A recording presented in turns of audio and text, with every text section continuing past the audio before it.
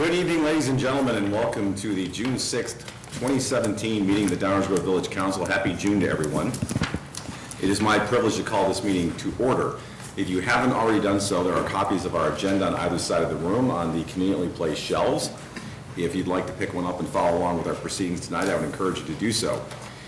As you will see from that agenda, there will be multiple opportunities for public comment tonight, both with respect to items that are on tonight's agenda, as well as a segment under item 5, which is reserved for public comments of a general nature. At that point in the meeting, any members of the audience that have any questions or comments of a general nature with respect to things that are not on tonight's agenda, we would welcome you coming down to the podium, telling us who you are, and we'll welcome hearing from you at that point in time. But first, it is our proud custom to begin our meetings by reciting the Pledge of Allegiance. So at this point, I would ask everyone to please join us in reciting the pledge. I pledge allegiance to the flag of the United States of America and to the republic for which it stands, one nation, under God, indivisible, with liberty and justice for all. Thank you very much for joining us. I'd now like to ask our fine village clerk, April Holden, to please call the roll. Commissioner Wallace? Here. Commissioner Earl? Here. Commissioner Waldeck? Here. Commissioner White? Here. Commissioner Jose? Here. Commissioner Barnett? Here. Mayor Tully? Here. Thank you very much. That brings us to item 3, which pertains to minutes of prior council meetings. We have one set of minutes to approve tonight. Those are our regular council meeting minutes from our May 16, 2017 meeting. If there are no changes, corrections, or comments, I would entertain a motion to approve those minutes, please. Mayor Tully, I move that this council approve the council minutes from May 16, 2017 as presented. Second. All in favor? Aye. Any opposed? Thank you. Those minutes are approved. That brings us to item 4, which is reserved for proclamations. I have one proclamation tonight, and it's very appropriate on this gorgeous June 6th evening. We're finally getting some of that weather that we've so long deserved. And this is a proclamation with respect to gardening, and in particular, the Downers Grove Garden Club. Whereas the Garden Club of Downers Grove is celebrating its 90th anniversary. Congratulations. And whereas the Garden Club of Downers Grove was founded on February 28th, 1927, and Mrs. M.L. Puffer was elected president, and Mrs. Lyman was elected wildflower and conservation chairman. Whereas the objectives of the club remain the same today as in 1927. That is, the advancement of gardening, development of home grounds, and furthering village beautification to stimulate an interest in cooperative gardening and to aid in the protection of forest, wildflowers, and birds. And whereas over these years, the Garden Club has planted flowers, bulbs, trees, and bushes at nearly every park and school in the village, as well as the library, the Main Street Cemetery, and the Maple Grove Forest Preserve, and the American Legion. And whereas the Garden Club of Downers Grove is a charter member of the Garden Clubs of Illinois and the National Garden Clubs. And whereas scholarship awards are given each year to horticulture students at the University of Illinois. Now therefore, I, Martin T. Tully, Mayor of the Village of Downers Grove, do hereby proclaim the week of June 4th through June 10th, 2017 as National Garden Week in the Village of Downers Grove, and congratulate the Garden Club of Downers Grove on their accomplishments and wish them much continued and growing success. And I know that we have the club president here, June Vandervest, to accept the proclamation. I'll be right down to do that.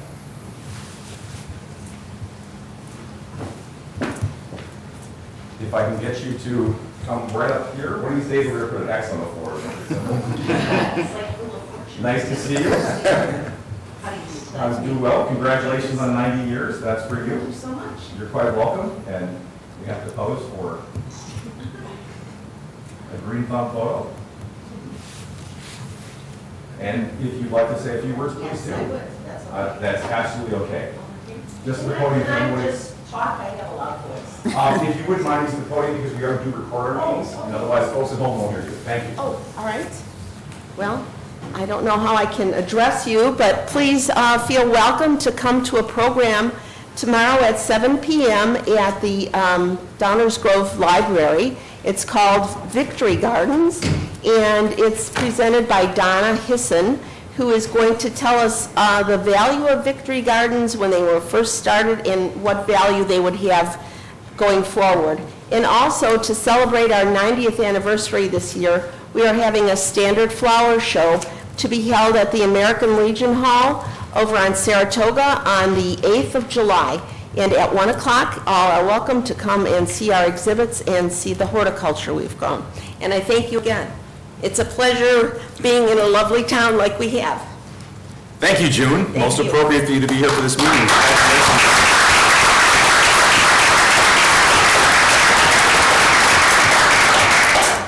Congratulations on 90 successful years and for continuing to make Downers Grove a beautifully aesthetic place to live. Thank you. And best of luck on the next 90. That brings us to item 5, which, as described earlier, is reserved for questions and comments of a general nature. If any members of the audience have any questions or comments of a general nature with respect to items not on tonight's agenda, now would be the time to please come to the podium, and we'll welcome hearing from you. Good evening, sir. Hello, everyone. Ed Earl, 4720 Florence. I'm a volunteer of the Downers Grove Library Foundation, and I'm here to talk a little bit about the foundation. The foundation is a non-for-profit organization which is solely funded by donations from a range of wonderful people that really believe in what the foundation does. The foundation supports the library in many different ways, from special projects to events. And one of those events I'd like to talk to you and actually invite you, the audience, to this particular event that will be held at the Downers Grove Library June 11th at 1:30. I think we have a picture, a little bit of what's cooking up for this particular event. The event actually is a dedication of a mural that the foundation is sponsoring. You can see it's a wonderful, whimsical painting from a local area artist by the name of John McDavitt. And again, we would welcome you all to come in to this event come June 11th at 1:30. Thank you. Thank you very much for sharing that with everyone and for the reminder. I know that I previously received an email invitation to that effect, and thank you, and I'm putting it in my calendar right now, and we'll plan to attend. Thank you very much. Any other questions or comments of a general nature from members of the audience with respect to items not appearing on tonight's agenda?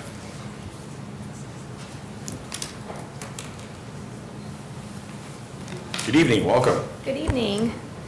My name is Josna Jagai. I'm a resident in Downers Grove at 4524 Woodward Avenue, and I'm speaking on behalf of a local organization called the Downers Grove Marchers, and more specifically, the Green Grovers Committee. We are a group which is about 325 members strong, most of whom are Downers Grove residents, and we would like to encourage the village to seriously consider the option of curbside composting in our waste services. We believe this is an opportunity for the village to move to being a more environmentally conscious and friendly community. We have conducted an informal survey on Nextdoor to gauge interest in the program. The survey had 288 respondents, of which 44 said they would utilize such program and encourage their neighbors to do the same. 41% said they would consider it depending on cost and convenience, while leaving just about 14% who said that they were not interested in such a program. While we recognize that this may not be a completely representative sample, it is encouraging that the majority of the community is interested in considering such composting programs. We feel curbside composting would have significant environmental benefits. The U.S. Environmental Protection Agency estimates that 25% of food waste and materials that can be composted. And composting is one simple and effective method to help reduce greenhouse gas emissions.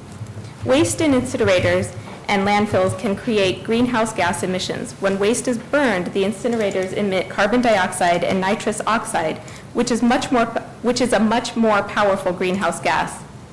In addition, most people think throwing food and yard waste into the landfill is harmless since these products biodegrade. However, when these materials decompose anaerobically without oxygen, which is what happens in a landfill, they generate methane, which is a greenhouse gas.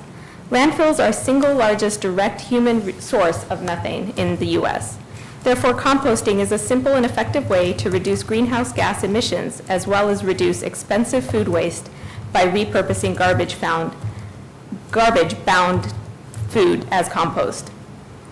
The Village of Glen Ellen has had curbside composting option in place for about a year and a half, and this voluntary program is also provided through Republic Services, which is our waste provider. and we believe that a similar program could be easily implemented in Downers Grove. Glen Ellen had hoped for about 100 participants in their first year of the program, and were surprised when 200 households registered in the first year. Wheaton and Oak Park also offer similar programs to their residents, however, through different waste management services. Given the bigger size of Downers Grove, we feel that this program could be even more successful in our community. In addition, it would be one step towards positioning us as an environmentally conscious green community similar to our neighboring communities. Thank you very much. Thank you. Thank you very much. And we did receive a number of comments in advance of tonight's meeting to that effect.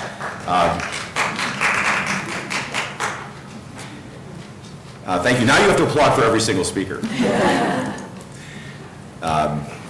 We did receive a number of comments in advance with respect to that issue. And first of all, we typically will look at issues of this nature in connection with a potential renegotiation or adoption of a new solid waste contract.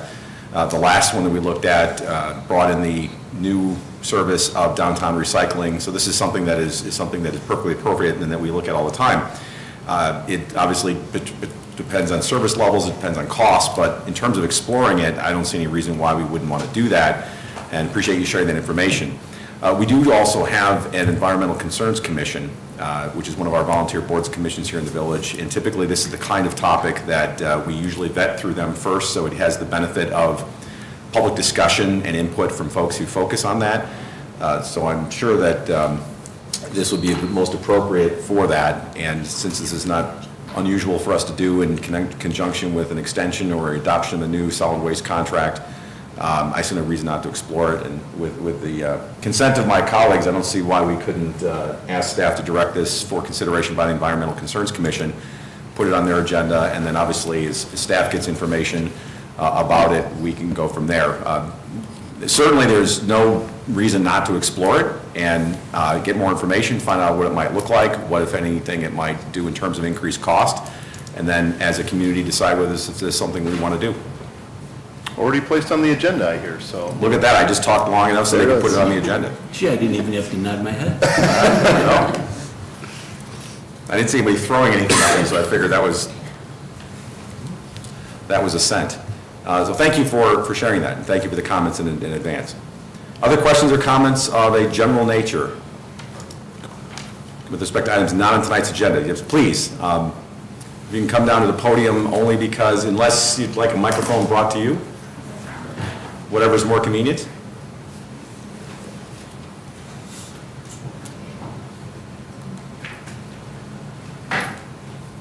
So, Good evening, welcome. thank you. Nice to see all of you. I'm Jane Rendell, and here's George, and our piece of property is 4620 Prospect.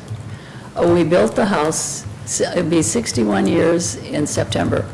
We've never lived anywhere else all that time, and this is home. We've been very active in the community, never politically, however, but doing all the other things. I never expected that we would have to leave, but unfortunately, due to health conditions, we have to sell. To find out that we're in the LPDA or whatever it is, I never can pronounce it correctly, and we didn't even realize that, I don't think. And so we're now in the, under your jurisdiction. We have been attempting to sell the house now for about 2 months. And, we're in a retirement home now. And with all the restrictions that you have on a piece of property like this, it's become difficult.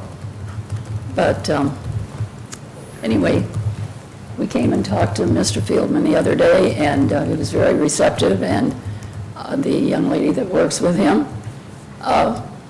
So if you could change some of your restrictions, that would help us a great deal. The 50% rule, or whatever it is, I should be more schooled on what to say, but I'm not. This is all new, and that I didn't realize all the restrictions that we have here in Downers Grove. I haven't read about that in the paper or anything, and I've been very active here. So, but at any rate, we hope that you might consider changing that 50% rule. Did I get it right, George? Some so far. Okay. I have some things I'd like to add. At any rate, none of you know us, but as I said, we've been around for a long time, and this is our favorite place. We both came from the south side in Chicago, in a very lovely area, and when we came here, it was just a transfer, because, believe it or not, the sign on Ogden said 17,104, and I'll never forget that. I still remember the whole thing. But at any rate, I think I've gone over my 5 minutes. I wasn't timing you. Thank you, Mrs. Rendell.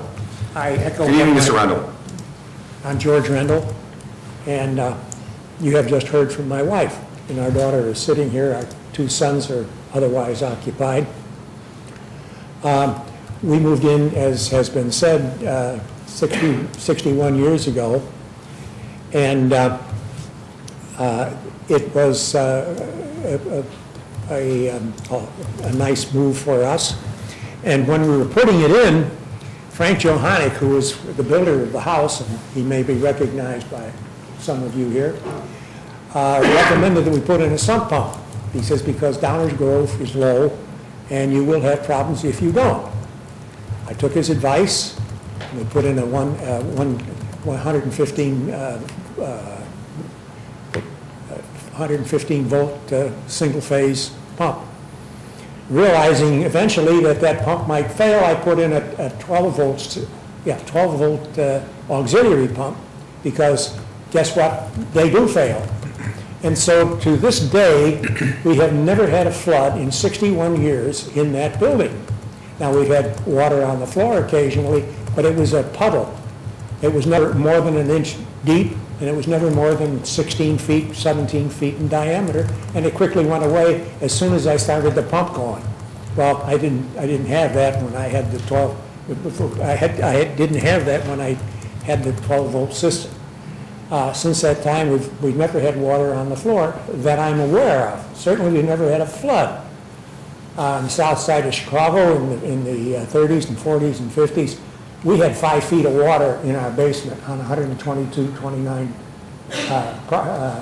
Aberdeen Street on the south side of Chicago. I know what a flood looks like. Flood is up to here. This stuff was that deep. Consequently, you have imposed upon us, and I understand there are others who are similarly imposed upon with this restriction of it being a floodplain. Now, the backyard has had floods, but that's what sump pumps are for. A neighbor complained to me that his basement had flooded. Why did that happen? Because my sump pump wouldn't start. Well, that's what sump pumps are for. They're not supposed to not start. So the consequence of that is, I think that our rights have been imposed upon, largely through inattention, perhaps, largely through lack of knowledge, to the extent that it might be a $50,000 loss. As high as that, it might be. Maybe I can persuade others that it won't be that way, but that is where it stands right now. Now, that $50,000 is also a loss that you will lose, and furthermore, there are other ramifications from it. Not only that, there are other 8 or 9, or I think, other people who have been similarly imposed upon, and they don't know about it. Unfortunately or fortunately, I do. So I'm asking you, please review your specifications and your definitions of what is going on in this area within Downers Grove. And I'm in the phone book. We have moved because of health reasons to a retirement home in Lombard, but we still own the building. It's still occupied, the heating's on, the air conditioning, the sump pumps are on. Consequently, it's our home until we sell it. And I'd like you to review your specifications, and I'd like you to review your nomenclature, and come up with a more, let's say, logical response than floodplain. Thank you, Mr. Rendell. And we obviously have received some communications from your daughter in advance of tonight's meeting, and apologies for not having an opportunity to get back to you sooner. First of all, we're very sorry to have lost you from the village of Downers Grove. Sorry to hear that.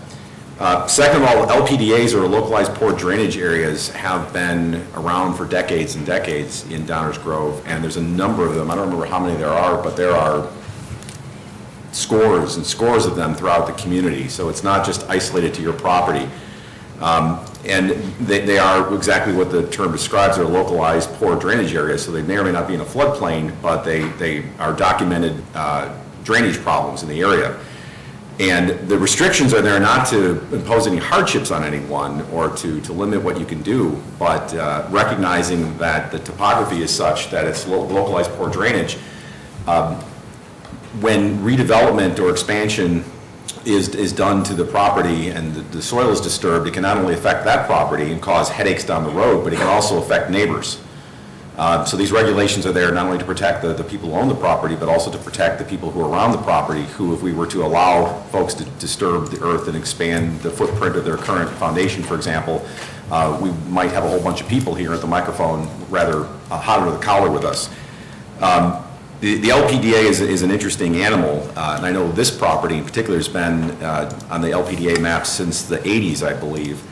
And quite frankly, I wish that I could go back in time to 1832, and when Pierce Downer rode his horse from New York here and decided to found Downers Grove, that he might have found a little higher ground, because we are a victim of our topography, and we just have these issues because of where the town is physically located. With the 3 creeks we have running through town, with the topography, with the type of soil that we have, all of it is sort of a perfect storm that creates a lot of drainage problems. And the drainage problems, of course, they're not limited to the boundaries that someone may have on their plat of survey.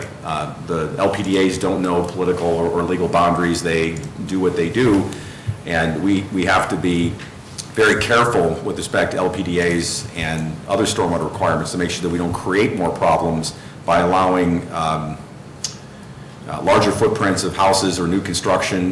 We often hear complaints from people saying that under our current codes, we're not restrictive enough, and that we should be more restrictive and not allow expansion of footprints because it would create additional drainage problems for people.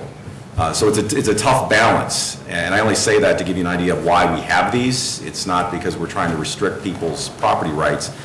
We have to take into account the broader community and the impact that the stormwater and drainage issues have throughout our community, which, let's face it, I think maybe us and Elmhurst are the 2 communities that have just the bad luck of location. And again, if I could go back in time and ask Pierce Downer to move a little bit, then we might not be having this conversation. That being said, there are some options, and I don't want to get into it too much right here now, but I know that requests for variance can be made, and we do have processes and procedures through, they would probably be the Stormwater and Floodplain Oversight Commission. We're going to hit all the boards and commissions tonight. And a request can be made to try to get a variance that would be focused on this particular property, because changing the code, obviously, for one property would have to change it for all properties. And that's a big process, because we'd have to look at whether that restriction is appropriate for all the LPDAs that we have. We can't just focus on this one, because the rules have to apply to everybody, and there are, as mentioned, numerous LPDAs throughout the village. I mean, that being said, I'm not suggesting that it would never be appropriate not to see, with the passage of time and additional history, and as additional stormwater projects are put in, whether something like that makes sense. But we have to follow a comprehensive process of doing this for the entire village. We can't just single out one property and say we're going to change the code for you. We have to take into account the entire community. Where an individual property can seek some relief is through, for example, the variance process, or there may be other options. I'm not going to pretend to have all of them at my fingertips. So I understand and appreciate the issue here, but this provides you no comfort whatsoever, but it's a village-wide issue. It's not limited to your property. So maybe we can talk offline about whether there are variants or other options that might be pursued through the Stormwater and Floodplain Oversight Commission. But the restrictions are there for the protection of the entire community. And again, we actually get a lot of pressure from people that we're not restrictive enough as they currently are. So loosening that up literally opens Pandora's box.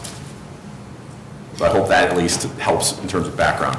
Sure. Good evening, welcome. Hi, I'm Barb Hackstead, I'm their daughter, and I think you hit on a number of things about disturbing the land and so forth. Unfortunately, I don't think your ordinance regulations really speak to that. They speak to an investment amount and a period of years. I think you should be concerned about lot coverage and so forth, and you should be concerned about lot coverage in the area surrounding the LPDA.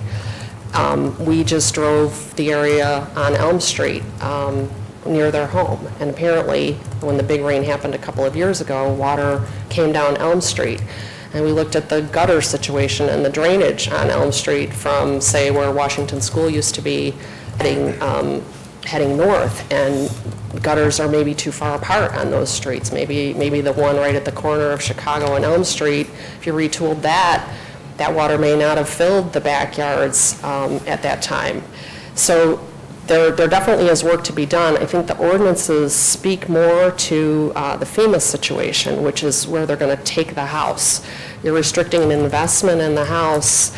Up in my parents' case, it would be about $50,000. So if someone buys that house and wants to upgrade it, say add a second story, which would have absolutely no effect on stormwater, it wouldn't disturb the soil at all. It would just be a matter of chopping off the roof and bringing it up a step. That might be a good thing for the village. You'd get extra tax revenue. Again, the house doesn't flood. It's not causing any problem. I could say adding a garage might be a totally different story, but the way your ordinances are set up right now, it affects the determination of the owner to even maintain the house. $50,000 every 10 years is so restrictive, especially if the house hasn't been maintained up until that point. You could inadvertently be causing blight to the neighborhood. You get the right buyer for this house, and they decide they want to pour $100,000 into it in permittable stuff that you need to see. Somebody in the stormwater group is going to say, you can't do that. This makes it really, really challenging. I think your ordinances and your regulations need to speak to the matter of flooding. And actually not flooding so much as just drainage, because drainage is what this should be about. And you should be addressing things like, well, where did that water come from in the first place? Well, it trolled down Elm Street in the last flood, apparently. That's what the neighbors are saying. So increase the drainage on those streets, maybe put some culverts in, and so that so that these big houses that you're letting be built outside of the LPDA, you're actually putting more pressure on the salad bowl by allowing that. So every time you add another house around the LPDA, and then you turn to people like the Rendells and say, you know what, when you sell your house, the next buyer can only put $50,000 into it. It's kind of like a game of musical chairs, and you just pulled out their chair. So it's really hard, and I know you all have a very big job. I know you have to think very hard. I know you're all very committed to the way you've always done things. We're here to advocate on the fact that this is not the right approach. This is based on some faulty logic. You are not taking the house. It doesn't matter. If somebody wants to come and invest $300,000 into that house, and they don't change the footprint of the house, how do you lose? I suspect that there was a reason at the time that restriction was adopted and where it came from. Perhaps. The issue that you make a fair point, and maybe it does need to be changed, but the point I was trying to make is the broader one. It can't be changed with one property in mind. No, it absolutely should It would have affect. to be opened up, which Yes. would go through an entire process, potentially, Yes. the entire stormwater regulation of the village. Yeah, the number of years is also problematic. I actually looked this up, and I found McHenry County has something similar. Their span is 5 years. You want people investing in the houses. Sure, of course we do. And I also know that people have not been able to sell their lots because they're in an LPDA. This is not a unique issue.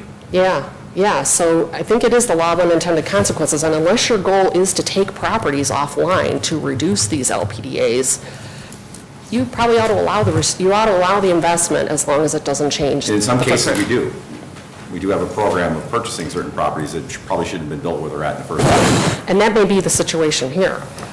But you have priorities, I know that, and you have to think about that. So we're here to advocate for a real change, real relief, and real benefit, not just for my folks, but the people in their neighborhoods. I appreciate that. I'm just simply giving you the practical advice that there might be a more short-term solution than one that could take a year and a half. So last time an ordinance of this magnitude was looked at, it took a year and a half. And I don't know if that's what you're advocating for.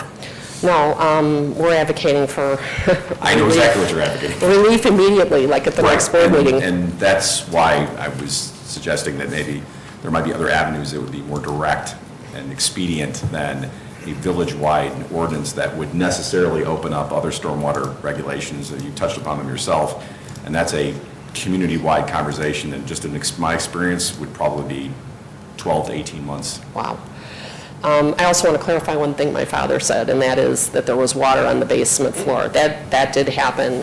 That has never happened through the windows or anything, or they've never had any over-the-land flooding at all. They've had, situations where things came up through the basement. They made significant engineering changes on the property with your village engineer many years ago, probably 15 years ago, and they did things with their sump pump and their downspouts into a drain that's in the driveway, and they've never had any kind of backup at all ever since then. So we look forward to speaking to each one of you, hopefully in the next week, and we're grateful for your consideration tonight. Thank you very much. Sure. Well, thank you, and I'm happy to speak with you about this. God bless you. Happy to speak with you about this. I think it's going to take a lot more investigation in terms of what's involved, because the kind of text amendment that we're talking about here is probably not practical for a single property. But I don't know. But we'll continue to explore it. Thank you for bringing it to our attention. And take a look at Elm Street when you get a chance. It'd be a good, look at where the drains end Sure. and see how that, they end, I think they end at Chicago Avenue. Right. There very well may be, as mentioned earlier, we do try to strike a balance between private property rights and regulating drainage throughout the community for the protection of the entire community. And that balance isn't always perfect, and it's one that shifts. It's not static, it's dynamic. So it's perfectly appropriate to raise the issue and raise the question, and it very well may be that we end up looking at it. And that may happen. All I'm mentioning is there might be a more direct and expedient route here, which I would also explore. How long does the variance process take? And how much does it cost? We'd be happy to meet with the Yeah, petitioners. I don't know off the top of my head. It usually depends, but that's something we can probably discuss offline. Okay, because, if it would help us, as we put it for sale, I suppose, to say this house is a variance, you can do what you want, right? That would be a beneficial thing for any buyer, if we had one. Not to speculate, but I would imagine it wouldn't hurt. Yeah. So, But anyway, but thank you, and we'll continue to work with staff and talk about what options might be available, both at a macro and a micro level. very good, thank you. Thank you very much. Other questions or comments from members of the audience? Questions, comments of a general matter with respect to things not on tonight's agenda? All right, hearing no further ones, thank you very much for those who did share comments with us tonight. That will move us to item 6, which is our consent agenda. Do I have a motion to approve our consent agenda as presented? Mayor Tully, I move that this council approve the consent agenda. Second. Are there any questions or comments from members of the audience with respect to any of the items on tonight's agenda? Consent agenda. Questions or comments from the village council with respect to any items on the consent agenda? Hearing that there are none, may I have a roll call, please? Commissioner White? Aye. Commissioner Waldeck? Aye. Commissioner Wallace? Aye. Commissioner Earl? Aye. Commissioner Jose? Aye. Commissioner Barnett? Aye. Mayor Tully? Aye, consent agenda passes unanimously. That brings us to item 7, which is our Mayor active Tully, agenda. I would like to make a motion to table the manager's, item A in the manager's report. Second. I'm sorry, just so I'm clear, Commissioner Wallach, this is item 7A on the active agenda? Nope, this is the manager's report, item A. Why don't we wait till we get there? Just want to, not debatable. Well, I'm actually going to declare that out of order because we're not there on the agenda yet. If there wants to be a motion to take that item out of order and bring it up closer and act upon it now, that would be an appropriate motion. But right now, it's out of order. I promise we'll get to it when we get to it.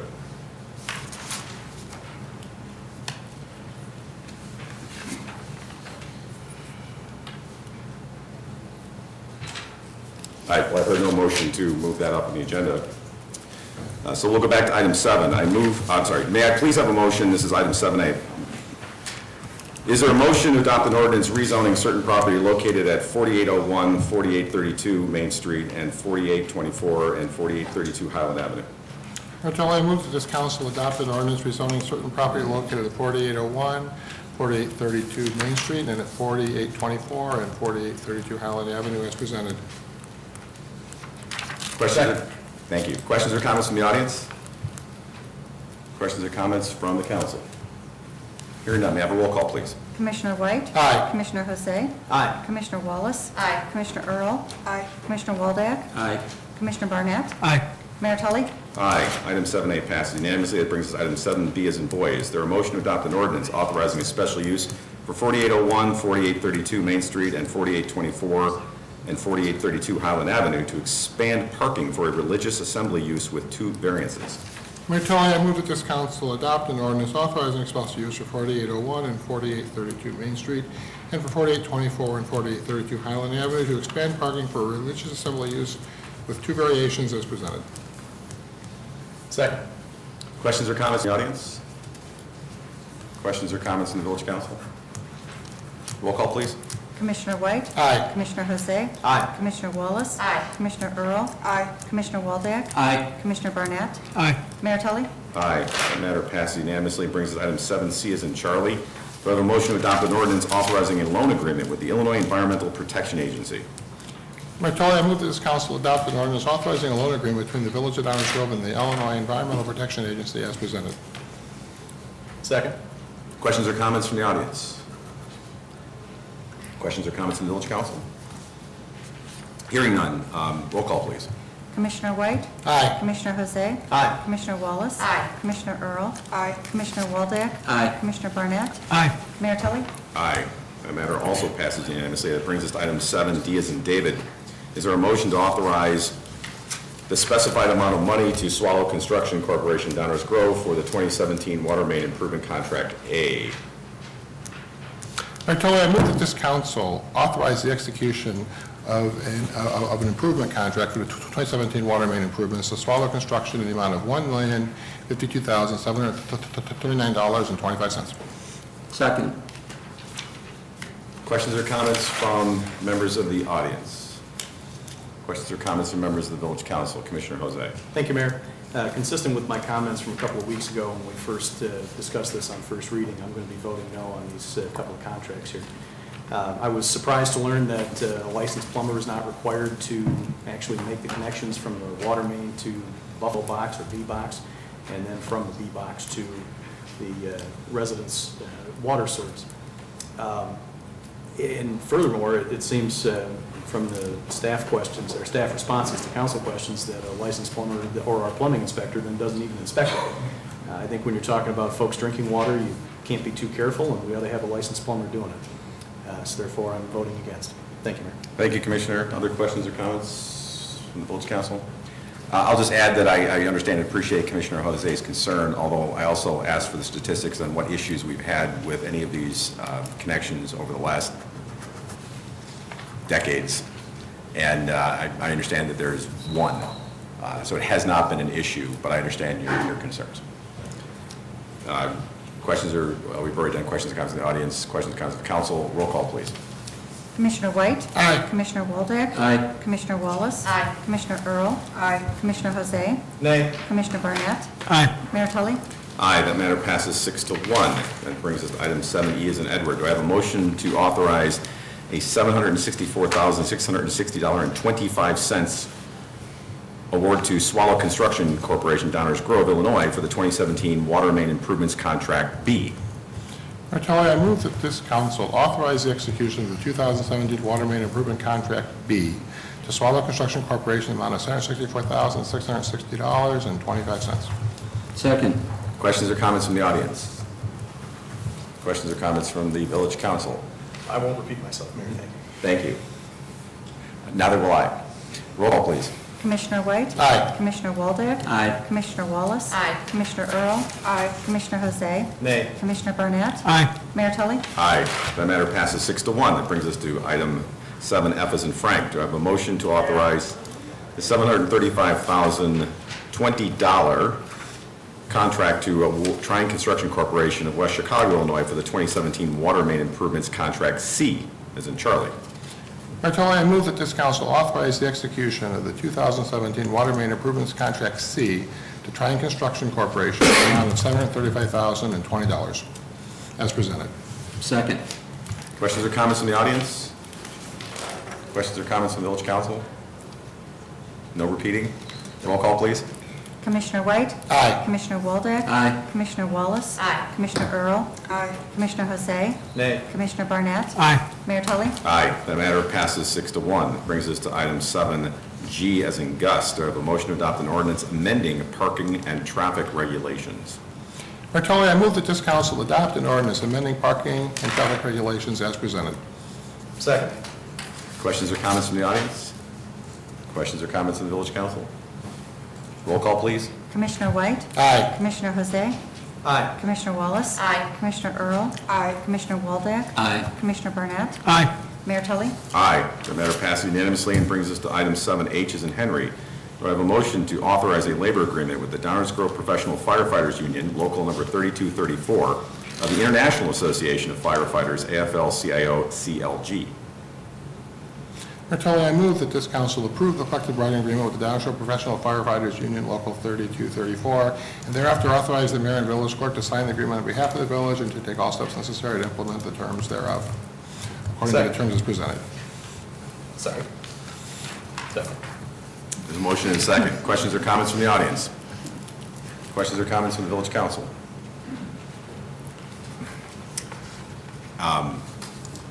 I will simply thank staff and everyone involved in the process for a successful resolution this year, and appreciate all the cooperation and collaboration that went into it for all those who were involved.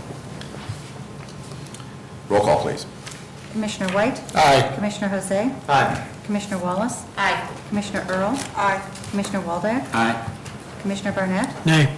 Mayor Tully? Aye, that matter passes 6-1.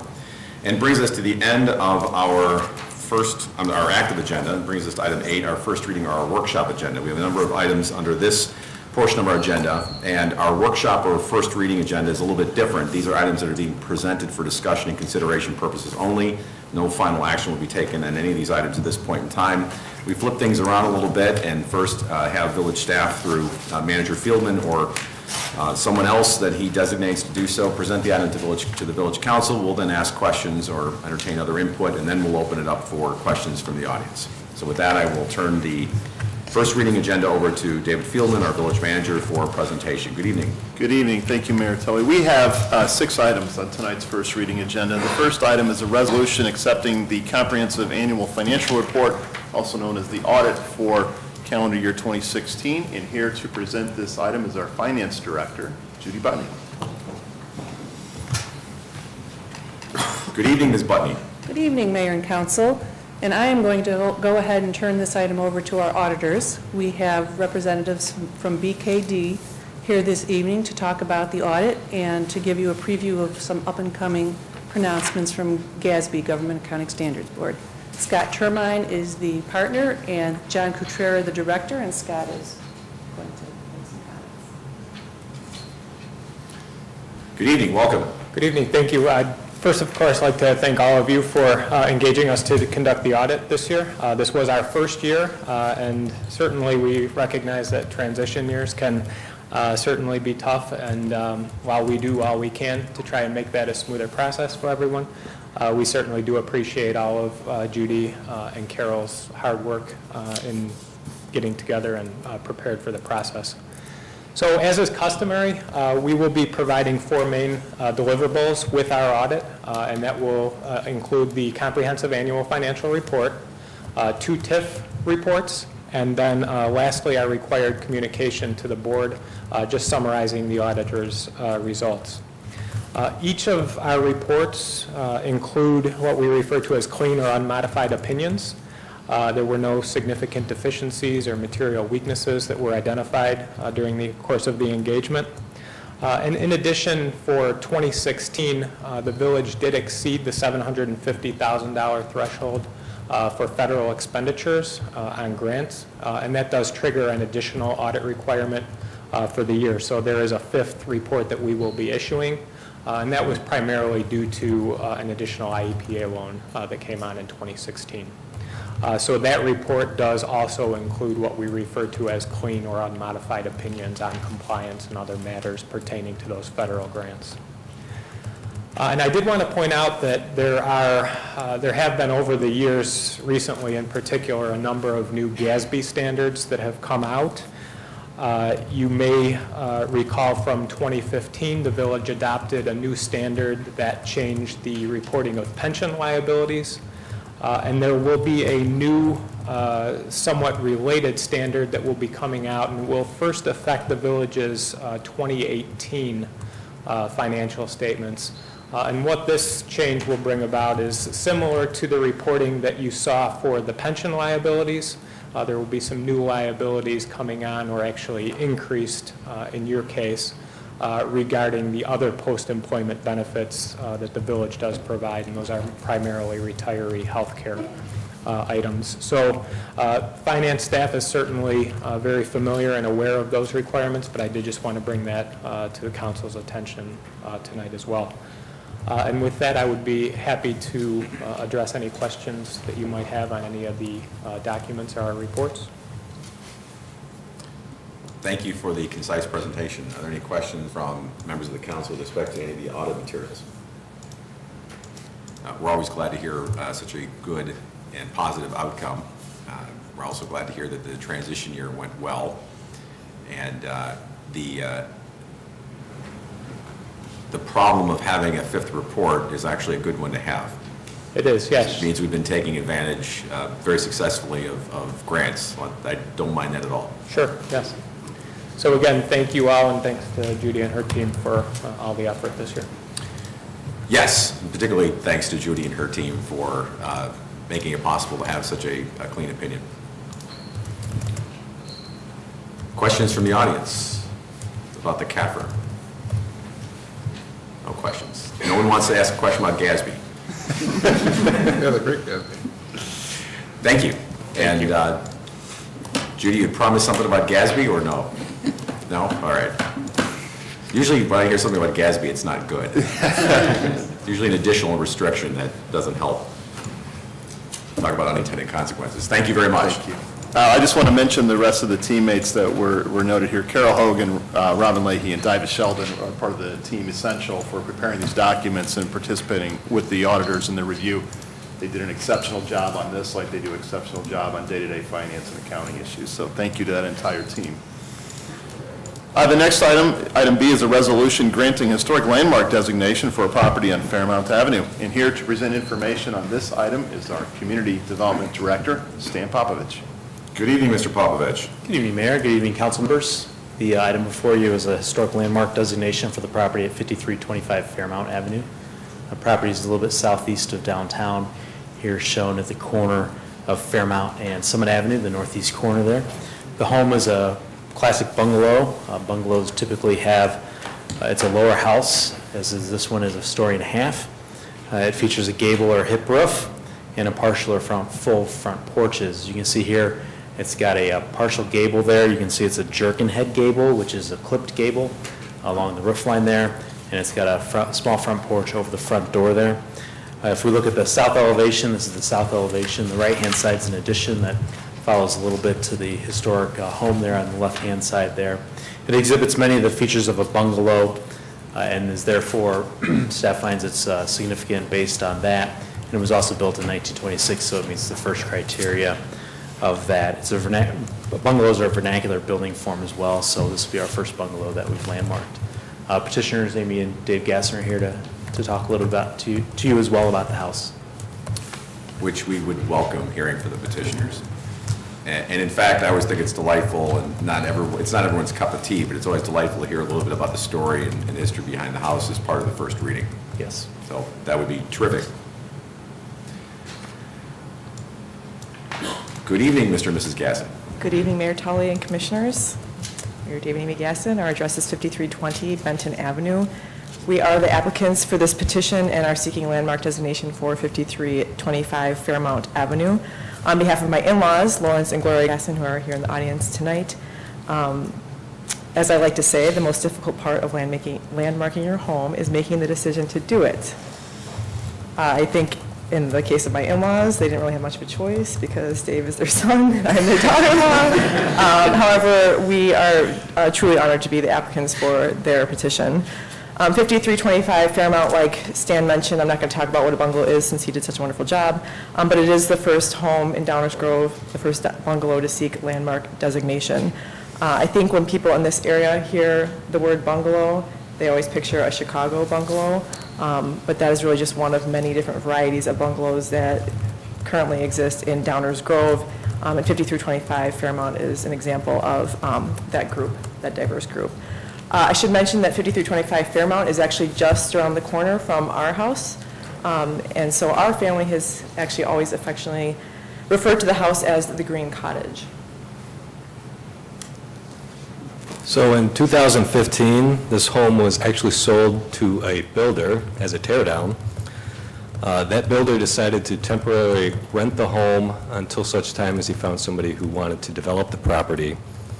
Last November, my wife Amy contacted the developer to see if he would be willing to sell the home as is to somebody who wanted to live in it.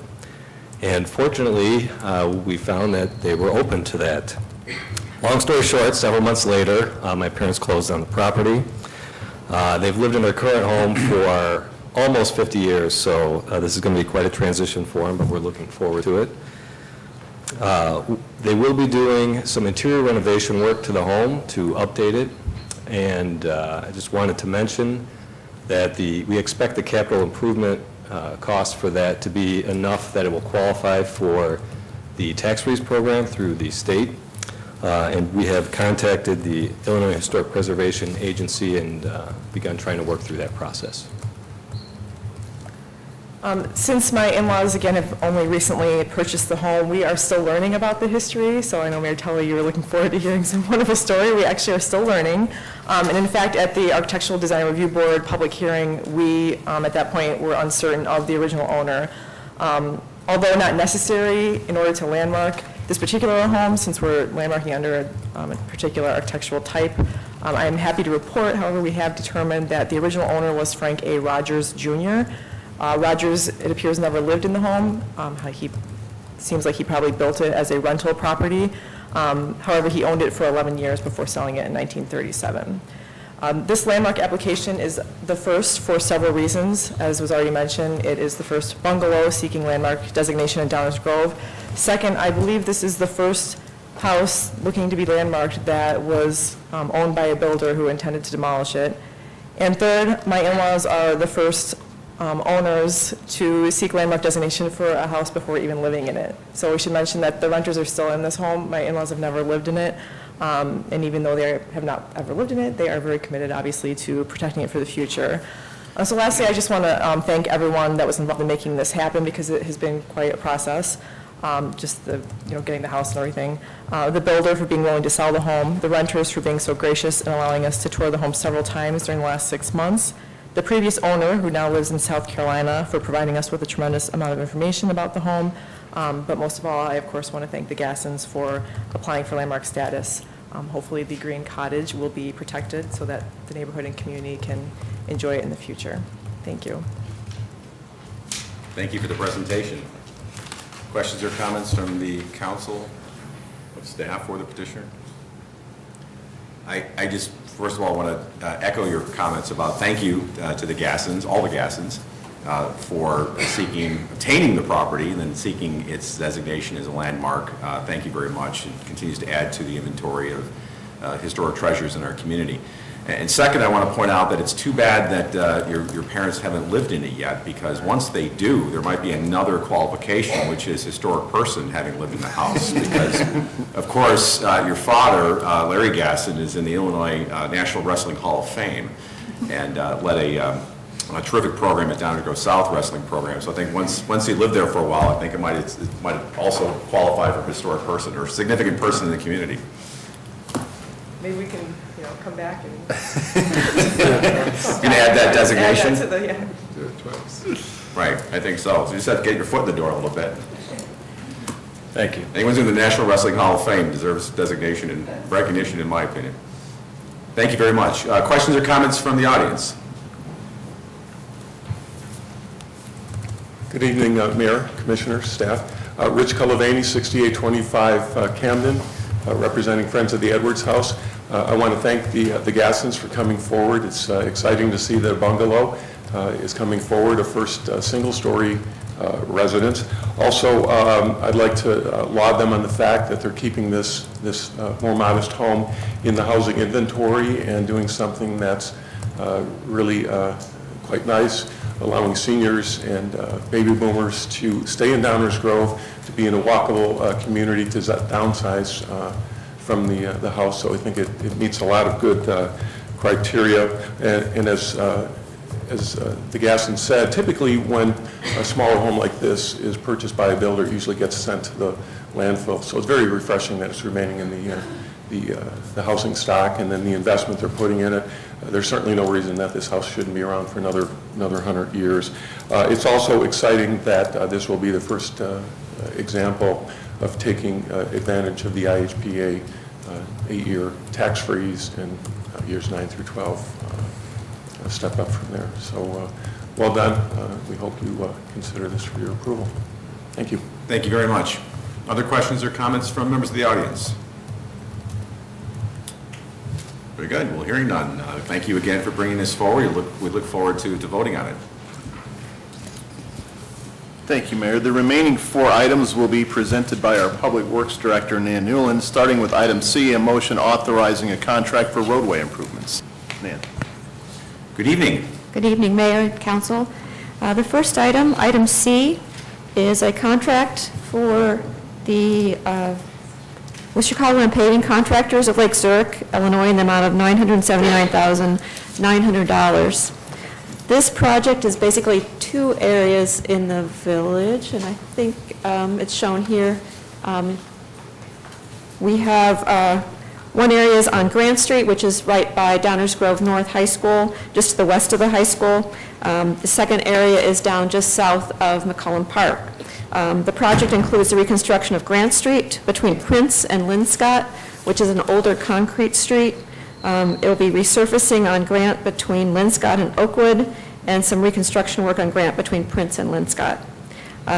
There'll be down south by McCollum Park on Webster. We're going to have reconstruction on Webster from Valley View to the north end. J Street between Webster and Lyman, and some resurfacing on Lyman. In addition, we're going to be removing and replacing about 1,000 feet of older storm sewer pipe, replacing driveway aprons where disturbed by construction, sidewalks, and restoration. We issued a call for bid and received 8 bidders. Chicagoland was the lowest bidder, and last year they completed the Lacey Road reconstruction project for us north of Ogden Avenue and did a good job.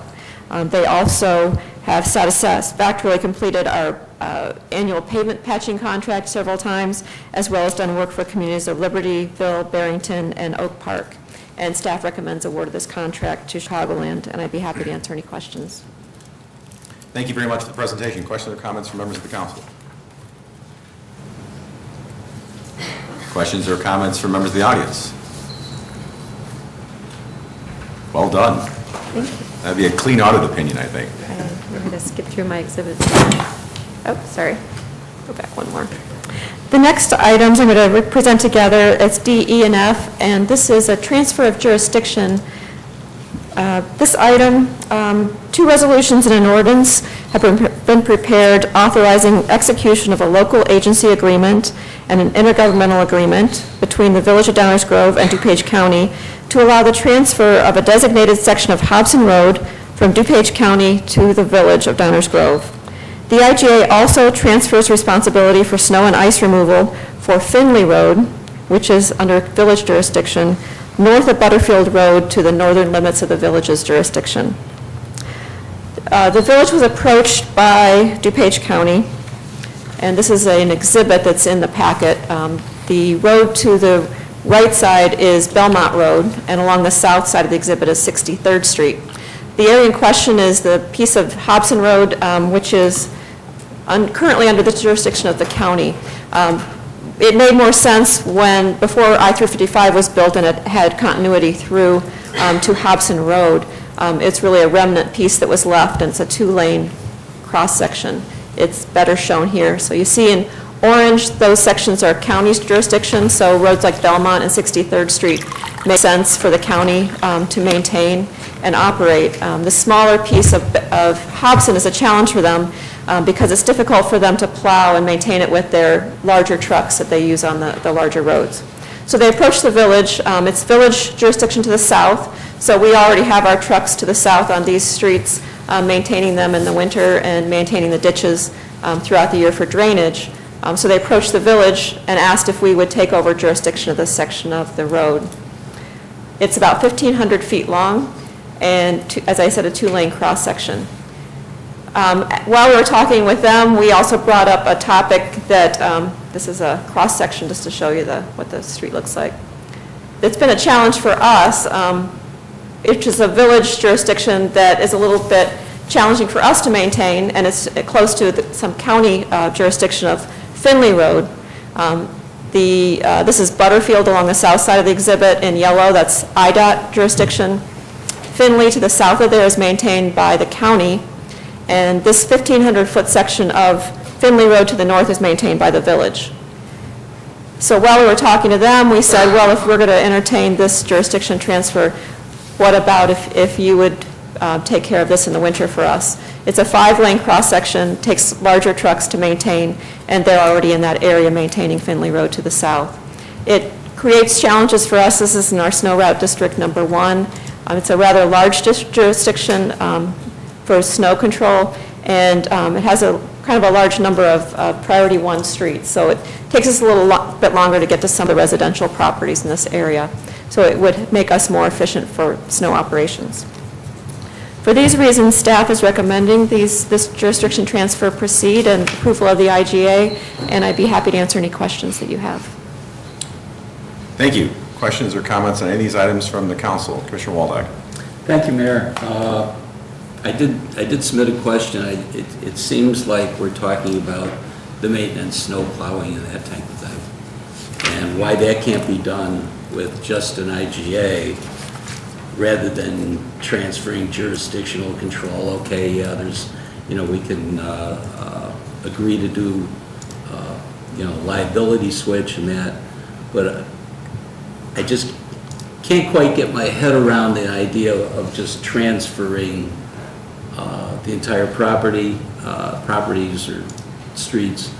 I fear not just regular maintenance, but maintenance, road failure, and what we're getting into, which was my question. I was trying to get at, what is the worth? What are we giving up or getting beyond the plowing and that? So you're looking at life cycle ownership costs for both roads, right? If we take jurisdiction of Hobson. So then we are, yeah, that's what I'm getting at, is I'm not quite sure if that's necessarily a good thing. If the piece we're getting is failing and we need to do construction in that, and let's say, and I'm not quite sure of the condition of on the Butterfield area, what the county gets. I'm not quite sure what, the condition of that, future costs. You know what I'm getting? Yeah. I'm having a hard time explaining this. No, I think I just figured, wouldn't it just be cheaper to do the IGA and switch liability and just do the work rather than switching the whole jurisdiction? Mm-hmm. As far as ownership on Hobson, yes, we can look into those long-term maintenance costs of Hobson and the condition of that road right now, yes. I just want to make sure we don't come out on a short end. But then again, we always want to cooperate with the county. So. Okay, we can get information by next week on that. Thank you. Thank you. Other questions or comments on any of these items from members of the council? Questions or comments from members of the audience? Thank you. That ends Very our good. first reading tonight, Mayor. Thank you. That brings us to item 9, which is the mayor's report. And I've got a few things here. First, we have a resolution with respect to the appointment of members to boards and commissions. We mentioned a couple of our boards and commissions tonight. We have 2 volunteers who for the first time will be appointed to a couple of our boards and commissions. And as is customary, I'd like to ask our fine village clerk to read the resolution, and we'll get a motion in a second, and then we'll go from there. Please. A resolution appointing members to village boards and commissions. Whereas Mayor Tully has made the following appointments to village boards and commissions, now therefore be it resolved that the Village Council of the Village of Downers Grove does hereby confirm the following appointments. Community Events Commission, appoint Nicole Shudwowski to a 3-year term expiring August 31, 2020. Transportation and Parking Commission, appoint Ted Jenkins to a 3-year term expiring August 31, 2020. Thank you. I have a motion and a second with respect to those appointments, please. Mayor Tully, I move that this council approve the appointments that were made. Second. Questions or comments from members of the council? I just want to, first of all, as I always do, thank our volunteers, both newly appointed ones serving for the first time, as well as those who we reappoint. Our boards and commissions, as you've already heard hinted at tonight, are critical to the functioning of our organization. We greatly value the input and information and perspectives that our volunteer boards and commissions gather and then make recommendations to us. And even though sometimes we may not agree with them, sometimes we may, sometimes we do something different, without that input, we wouldn't be able to do our jobs as well as we do. So we greatly appreciate it. And it truly is a volunteer and thankless task, other than we thank you greatly. And I know that Mr. Jenkins is here in the audience tonight. I don't know if our other appointee is or not. I didn't notice, but I just want to acknowledge Mr. Jenkins for being here tonight and look forward to serving on the Transportation and Parking Commission, particularly given your background as a former police chief.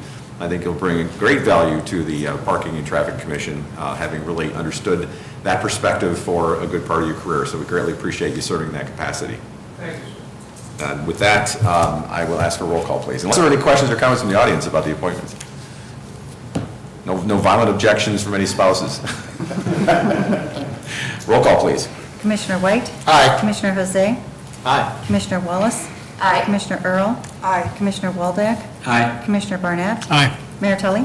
Aye. Motion is approved. The appointments are approved. Congratulations. And you'll be hearing from staff shortly with respect to where you go from here. Thank you again for your service. A couple more things on the mayor's report. First of all, I wanted to congratulate the Downers Grove North girls soccer team for coming in 4th place in state. They beat Naperville in a match that was back and forth in a scoreless game, but then won it in PKs. The keeper had a phenomenal game, and when your keeper is hot, you're going to do well. Unfortunately, they lost to Barrington after that and didn't go any further, but this is the first time that Downers Grove North women's team went to state, so we congratulate all of them on their past and future performance.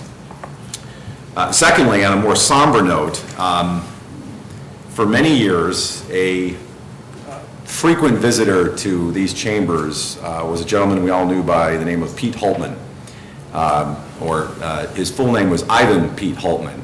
And Pete, as some of us will remember, would often come to the podium and keep us on task, point out where he thought things could be done better, and was always quick to share his views based on his background as an engineer with respect to a lot of various projects in the community. And in his own way, I think, contributed a lot to the progress of this village through some of the activities that we engaged in his, I'll say, constructively critical way. Pete was also I believe, a longtime member of the Downers Grove Watch Group and was very involved in the community until his health failed. And I read recently and heard recently that Pete passed away. So best wishes and prayers to his family, and God bless him. And I know we haven't seen him in a long time because of his health, but for many years he was a fixture at the podium. Long before I was mayor, I think he kept several mayors before me on their toes. So our condolences to the Holtman family. That's all I have on the mayor's report. We'll go to item 10, which is the village attorney's report. Good evening, Ms. Petrarca. Good evening, Mayor. Only one item to present this evening, and that is an ordinance providing for the jurisdictional transfer of a portion of Hobson Road to the Village of Downers Grove Municipal Street System. That is all, Mayor. It will appear on next week's active agenda. Thank you. Thank you. And that brings us to item 11, council member reports. This is an opportunity for members of the Village Council to share with the audience and those watching at home either items of interest or other things going on in the community that they want to share, or something that they can share in their liaison role to other organizations. We'll start with Commissioner Jose. Commissioner Jose. No report, Mayor. Thank you. Thank you. Commissioner Barnett. I have no report, Mayor. Thank you. Commissioner Waldeck. No report, Mayor. Thank you. Commissioner Earl. No report, Mayor. Commissioner Wallace. No report, Mayor. Thank you. And Commissioner White. No report. Oh, and I have no other report, other than I'll save something for later. That brings us to item 12, which pertains to council member new business. There are 2 items of new business, and typically the way this works is any member of the village council can ask to put an item of new business on the agenda for an initial discussion, and there may or may not be some further action. As is customary, the council member requesting the items to be placed on the agenda is given the opportunity to introduce them. So I will turn the floor over to Commissioner Waldeck for introduction of the 2 the council member new business items tonight, items 12A and B. Commissioner Waldeck. Thank you, Mayor. I appreciate that. Give me a couple weeks off and I start thinking up stuff. Mental note, no more time off. Oh, it was good. Okay, the first item you have in your packet refers to codes and swimming pools. We have a number of swimming pools in the village. I don't know how many, but we do know, and based on comments that you made few meetings ago from the county, West Nile virus is a very dangerous disease. It has taken I know it has taken at least a former public official in a neighboring suburb, and we need to be aware of stagnant and problem areas for West Nile virus. If you go on the CDC website, they talk about tires and cans, even making sure that there's holes in recycle bins and anything to prevent standing water, and yet we have swimming pools that can be neglected or abandoned in a sale, and that does present a very serious health hazard. And I did some reading up on it, so I suggest that I hope the council read the comments. It's very easy to find out that, whether it's the CDC or a number of websites that do indicate that swimming pools do present a serious risk. And having seen one that was essentially neglected, the water that was even coming out next door looked like chocolate caramel, and knowing that it wasn't was pretty sick. An abandoned or neglected swimming pool in just a couple months can breed tens of millions of mosquitoes, and they don't respect property lines. They affect the neighborhood.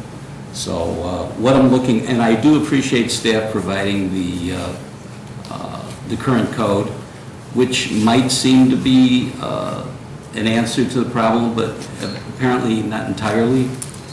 And so what I would request is staff taking a look, reviewing the code. One suggestion is during the downturn in the real estate several years ago, California had a serious problem. I mean, it is the land of the swimming pools and movie stars, as they say. And they had a very serious problem with the abandoned swimming pools, so they probably have some very good codes how to address it. We can address situations where grass is left to grow into weeds and the weeds get high. We can force people to cut it. What we need to do is have people take care of their swimming pools to the point where they don't become breeding grounds for West Nile, mosquitoes that carry West Nile. So that's essentially what I'm asking for. And then the second problem whatever we do adopt or not, we do need to address enforcement. So that's the first item on the list. Mayor, looking for support to move ahead. Thank you for introducing that one. Let's pause there and open up for thoughts, discussion from members of the council. Commissioner Barnett. I just have a question.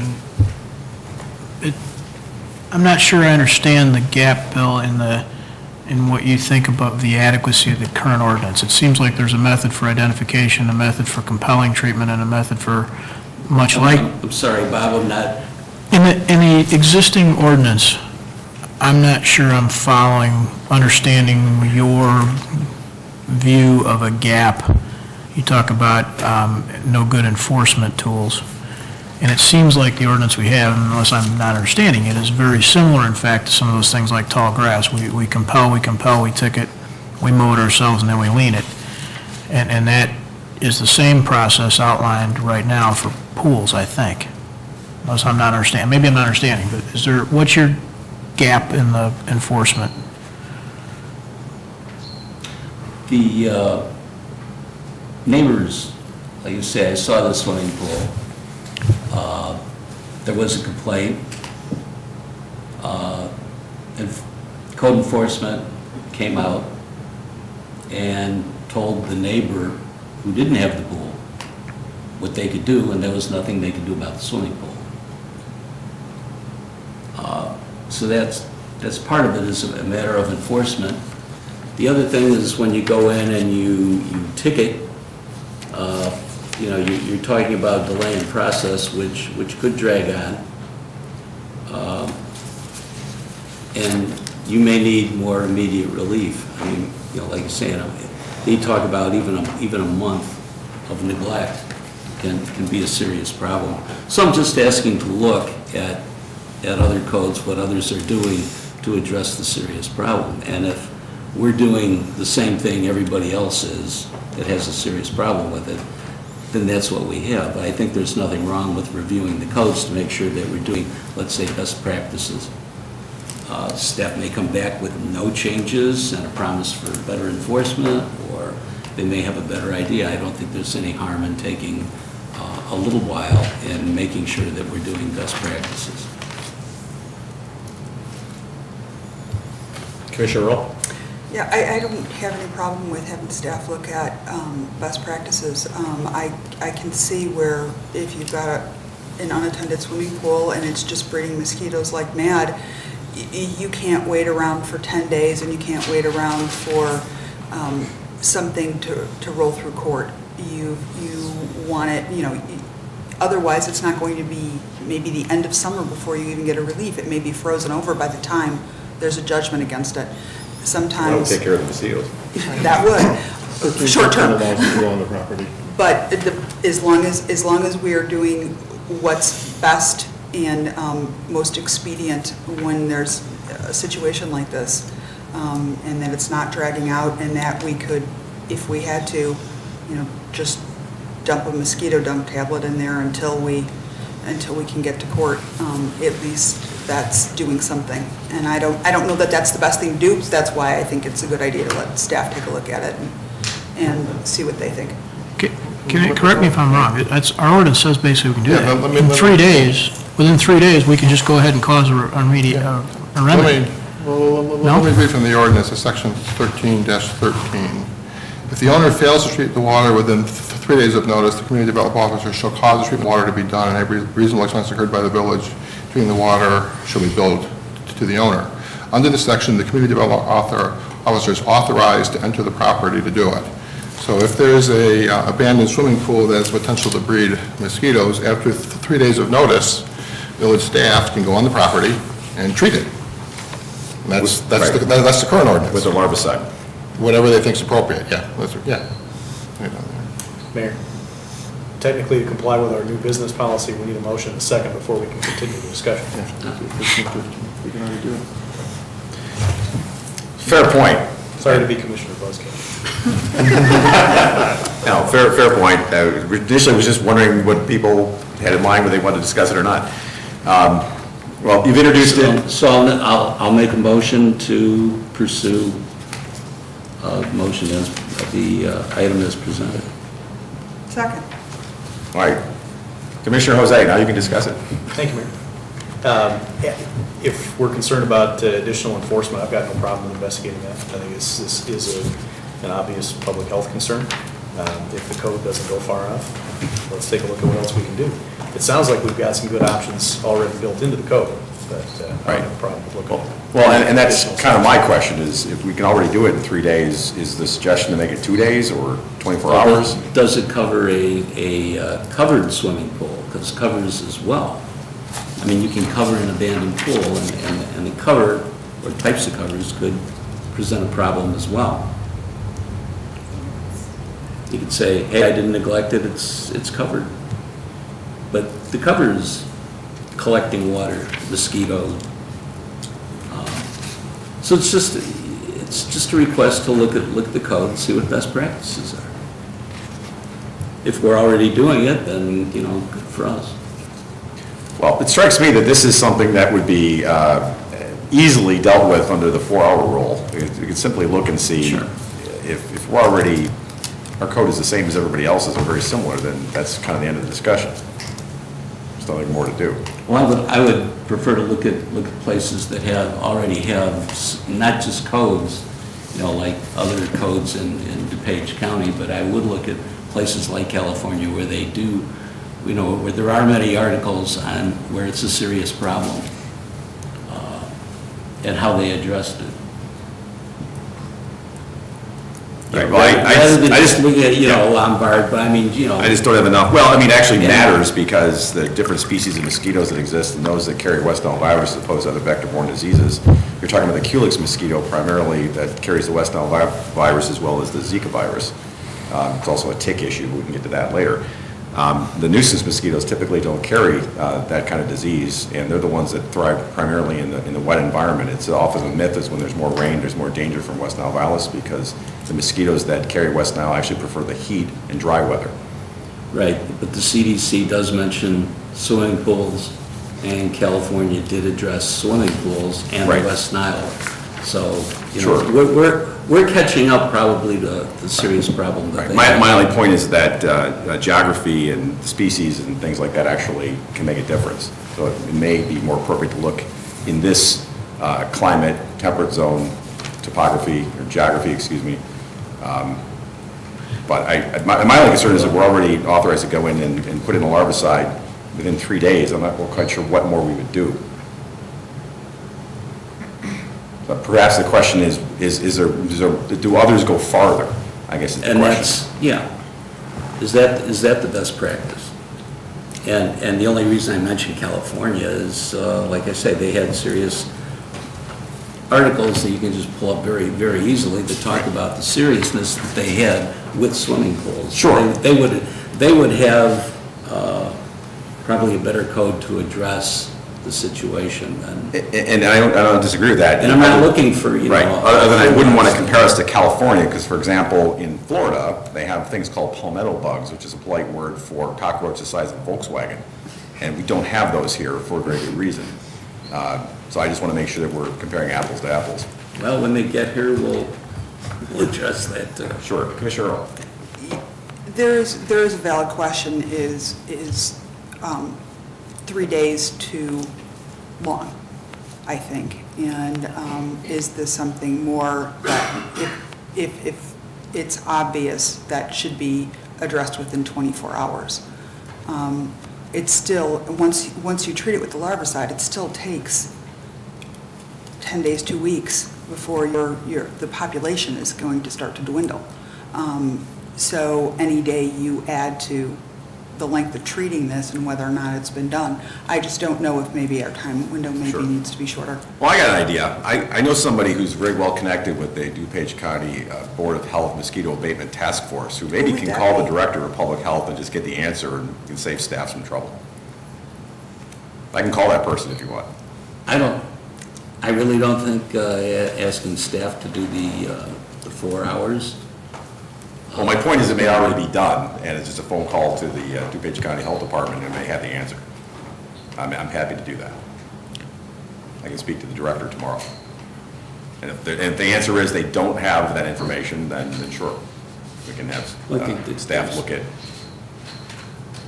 because that's what they do. They're all about all mosquitoes all the time. Commissioner Jose. Mayor, I had a kind of a variation on that idea.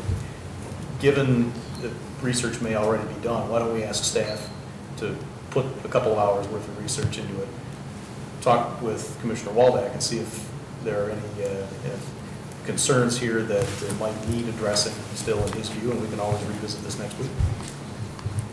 I concur with that.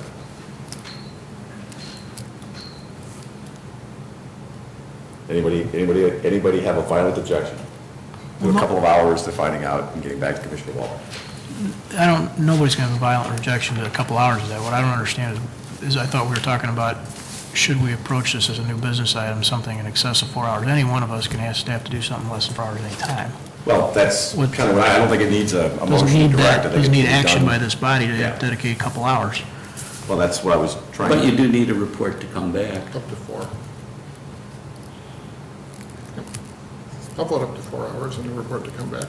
The Commissioner Barnett's point is you don't need a motion for up to 4 hours. They can just do it upon request. Why don't we do this? Here's what I'm going to suggest. Let's find out what we can find out in 4 hours or less, and then if that's unsatisfactory to you, Commissioner, then we'll bring this back and direct further action. But I think actually that would help, that would probably help refine what it is that you're seeking. Because I would have a better understanding of what it is we're asking for if I knew what the current state of affairs was. And I think that's something that could be done in a very short period of time. If I understand that correctly. Does that make sense? If I understand what you're proposing is that we get the 4-hour report next week, and if we think Yes. it's insufficient, then we vote to. Correct, yes. That's exactly what I'm proposing. And we don't need to vote for the preliminary report because we're just continuing it for a week. Yes. What I'm not suggesting is to have four people put in 4 hours to talk about it, or 1 hour each to talk about it, which is part of the 4-hour rule.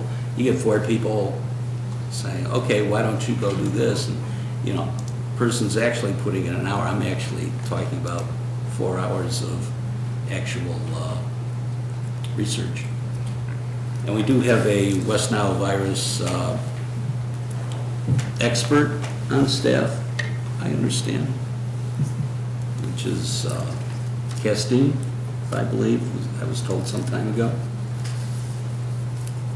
So I'd be very happy if she could research that for the time she feels is sufficient to get enough information to come back with.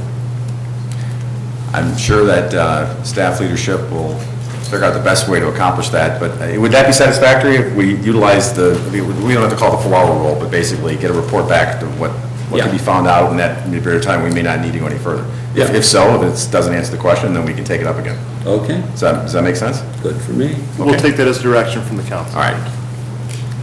So that being said, since there's a motion and a second on the table, someone want to move to table that to next week? I'll move to table it to next council meeting. Is there a second? Second. Any further discussion? All in favor? Aye. Any opposed? Table till next week. Thank you. Commissioner Waldeck, second new business item. Okay, having been seated up here for 10 years and in the audience for probably another 10, I noticed that when we have traffic reports,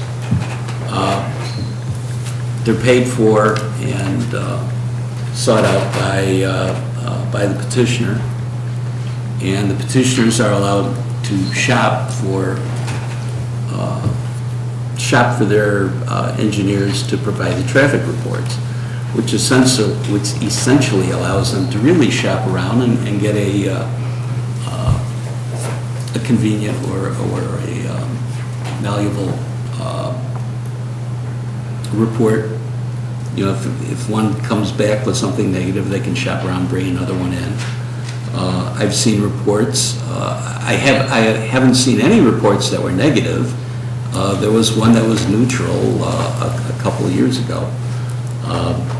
And what I hope to accomplish here is, as listed, to limit the number of engineering firms that could be called upon by the petitioner they can shop within that group. I don't know if 5 is too many. I'm suggesting 5, but but if there's only 6 or 7 in the area, maybe 5 is too many. Maybe we would decide to limit it to 2 or 3. And what that would do, I think, would bring about more trust in the reports that we are getting, because there's less shopping around. Staff could negotiate by putting them on the list, probably negotiate possible better fees for the petitioners, saving petitioners money.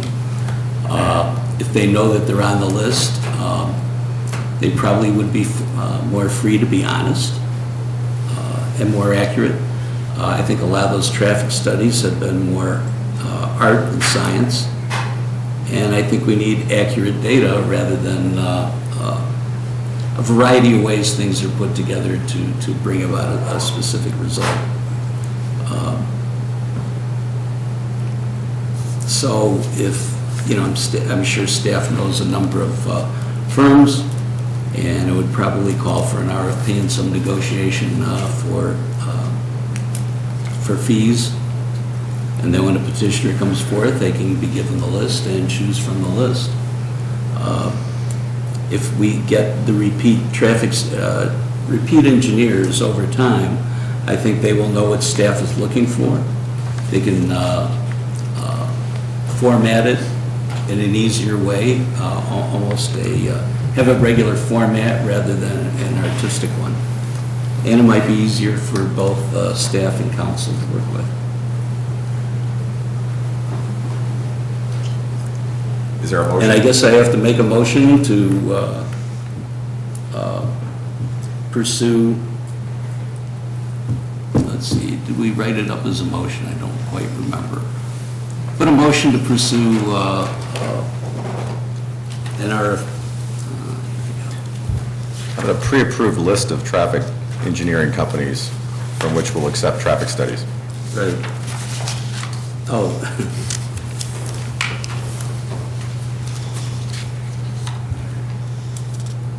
Still coming up.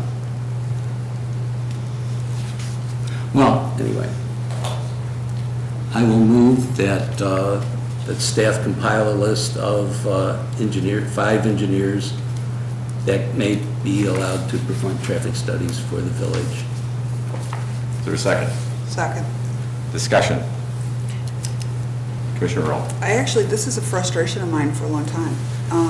I think that board and commission members who maybe don't necessarily work in the field and still have some knowledge, knowing that the petitioner has just gone out and obtained a traffic study, doesn't always, you don't always weigh it with the same maybe respect it should be given, because there's that uncertainty that if they've paid for it,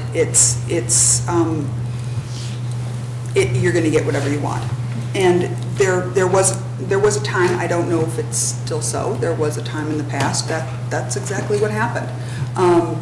But maybe a pre-approval list where we have faith in the people who are giving us the traffic studies then just eliminates any question or questions about what the end product is that we're considering, and then puts everything on an even playing field.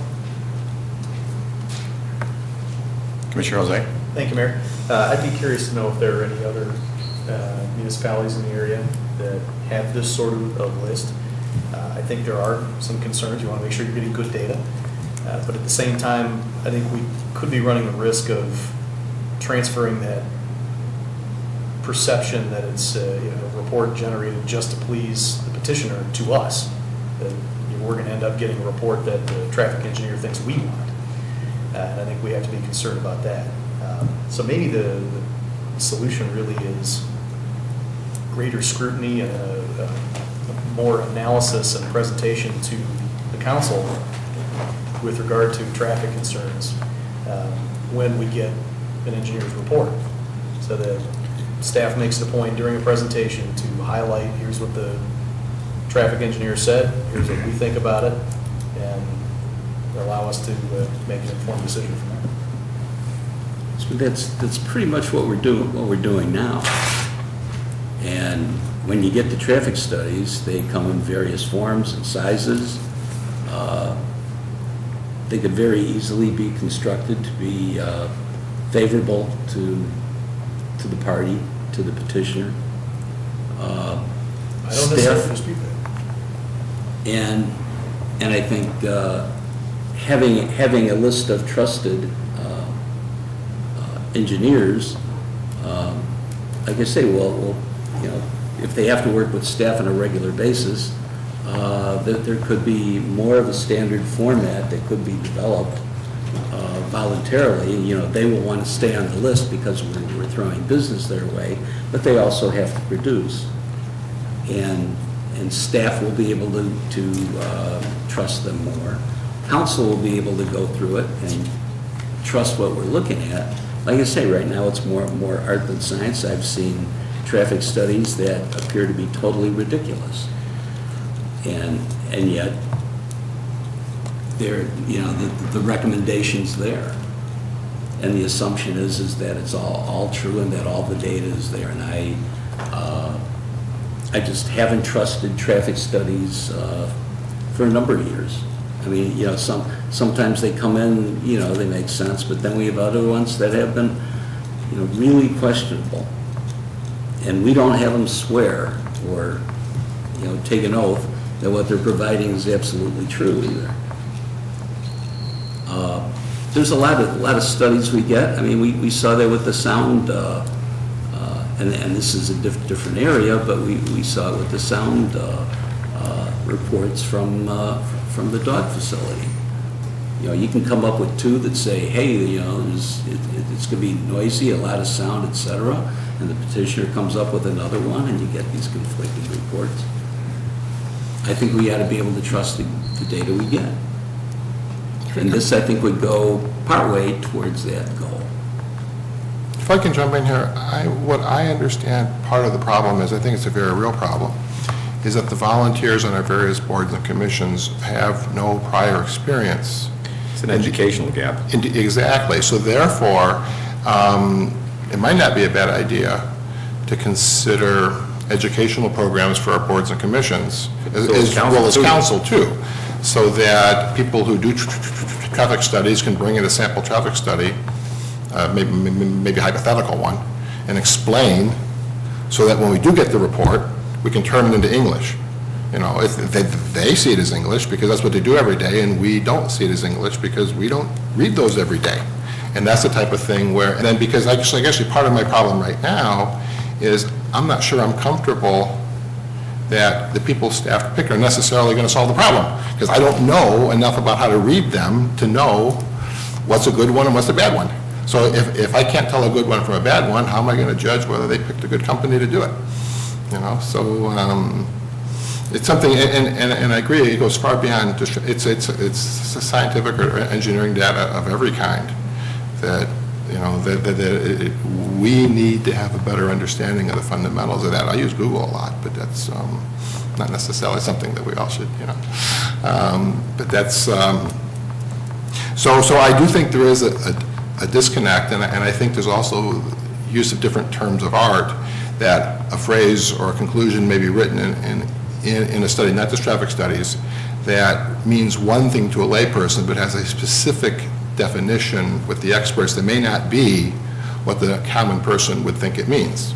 So the conclusion may not match because we're reading it as ordinary lay people, but if you actually sat down and talked about it, well, that's not what it means at all, because it has a defined meaning within the industry. So there's, I believe absolutely there's an educational gap. The idea of approved lists is troublesome, because how do you get on the list? Because then people say, well, they're on the list because they have a deal with the village, and that makes me nervous too. So it cuts every which way. But there is a gap on these, and it's in the public interest that both the community and all members of our boards and commissions feel comfortable that they're not receiving cooked up reports.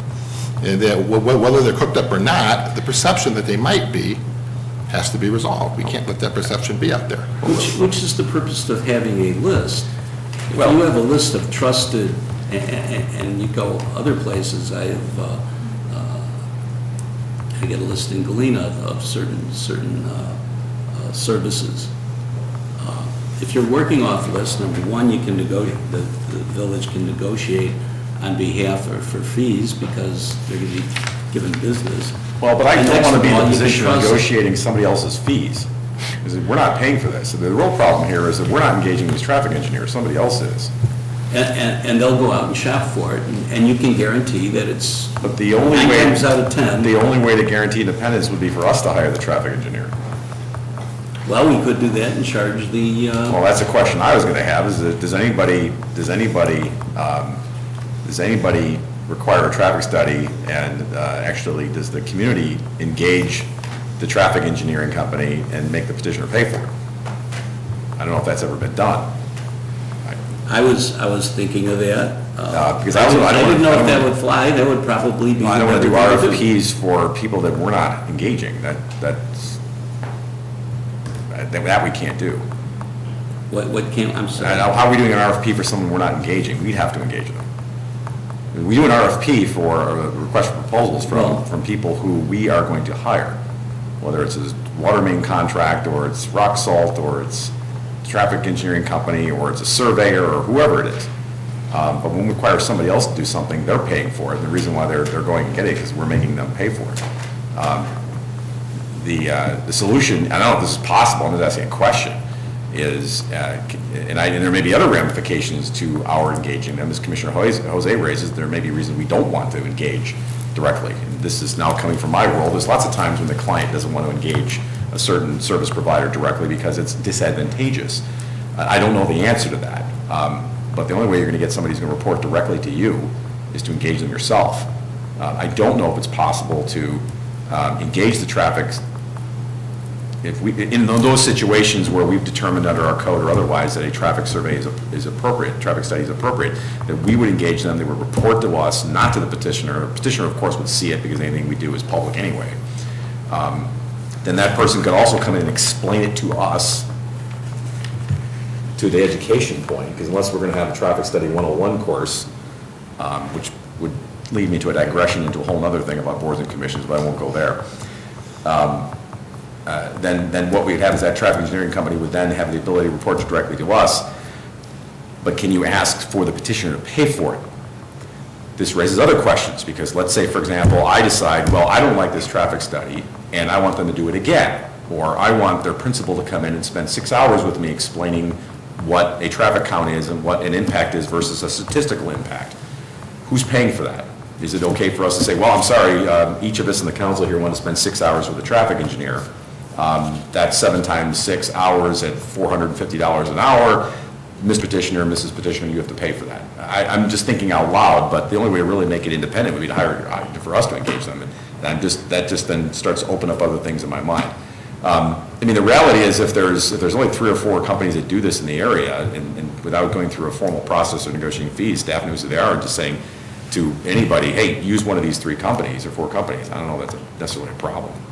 If I could jump in, what I'm hearing here is a broader discussion of... So I'm talking long enough until you come up with a solution to this. That's what I'm trying Well, to we'll give this a shot here. The concerns are accuracy, consistency, making sure they're understandable and independent. So we took that as direction from the council. Now, how could we improve those 4 and related topics? That's how we would take the motion, and we would get to work on it. And that way we could. Does that sound acceptable, Commissioner? Yes. That sounds, makes sense to me. Let's review. Well, hold on, Mr. Commissioner Barnett. I got a couple of questions. Imagine that. You can even have 3 if you want. I've got about 6. What's that first? The suggestion is made that petitioners that come before us are buying the results they want. Bill used the word shop. They shop for it. Marge, I think you said that absolutely has happened. And I guess I'd like to know more about that. I mean, that's a you know, if that's absolutely happened, we should all know it. We should know who it is, because it's all going to be a record. We're going to know whether it was KLA or whoever it was. And we'll understand about the process. It feels a little bit like... I was really trying not to disparage anybody. Bob, let me clarify. Well- I know it's happened in the industry. I don't know that we've received reports that have been like that, but by and large, it raises that question. And that's what makes, it gives it all a bad name, and you get nervous. So that's what I meant by that. I don't. So you don't know what's happened here? I don't know that it's happened here. I just know that there are firms that have done that. Whether they're still in business or not, I don't know. Sure. Well, that happens too with, just about every industry. I mean, it happens with contracts, it happens with attorneys, engineering firms, and everything else. The fact that there might have been an occurrence of this type of activity out there somewhere, I mean, red light cameras come to mind instantly, it sure as heck happens. But if we don't have a problem with it, it feels a little bit like, we're looking for a solution to a perceived problem. And I personally think I share Bill's, I don't want to put words in your mouth, Bill, but I think I share some of your opinions of the takeaway that this body uses from the traffic studies. But I personally believe that that's not so much because the study has been shopped and paid for. I think it's a differential between the technical nature of a traffic study and the expectations, the more sort of anecdotal pedestrian expectations that we all have as we react to what we think and what others tell us their opinions are about these situations. I think it strikes me as a little bit, maybe a lot bit, like stormwater. There's a ton of, we talk about education and gaps, there's a ton of misunderstanding about stormwater on this dais, in this community, across the nation. And yet we expect, under many development, redevelopment situations and petitions, that there be a stormwater engineer engaged by a petitioner. We don't give them a list, and surprise, most of them have solutions that they think will work. And yet we are continuously less than fully satisfied, I think, as a body with the results of that work. Are these traffic studies right now, are they required either by our ordinance or industry practice? Are they getting PE stamps? The traffic studies are required for some land use petitions under our code requirements. Yeah, are they getting PE stamps on them? I believe there is a stamp required. I'm not sure if it's a PE. Normally when a body requires it, that's a component of it. It's my understanding. And then we're reviewing them. Correct. And coming up with a staff impression of the data we've been given. Right, from our licensed traffic engineer. So this makes the process exactly the same as a dozen other processes. Maybe that's what you were alluding to, Martin, when you said it starts to open up a whole bunch of things. We require professional input to be paid for by petitioners on a host of subjects. And we expect certain way extracurricular to Downers Grove elements like professional licensing to play a role in that. But then we also have staff that review it and staff that are qualified to review it. I think there's probably gaps in expectations. I think that's a separate conversation, though. I don't know that making a list that says 5 of the 9 firms in Chicagoland that do this are okay in some way adds anything to the equation. I'm skeptical of that. And I think that Bill's point, Commissioner White's point about how you get on the list and how you get off the list is warrants some concern, too.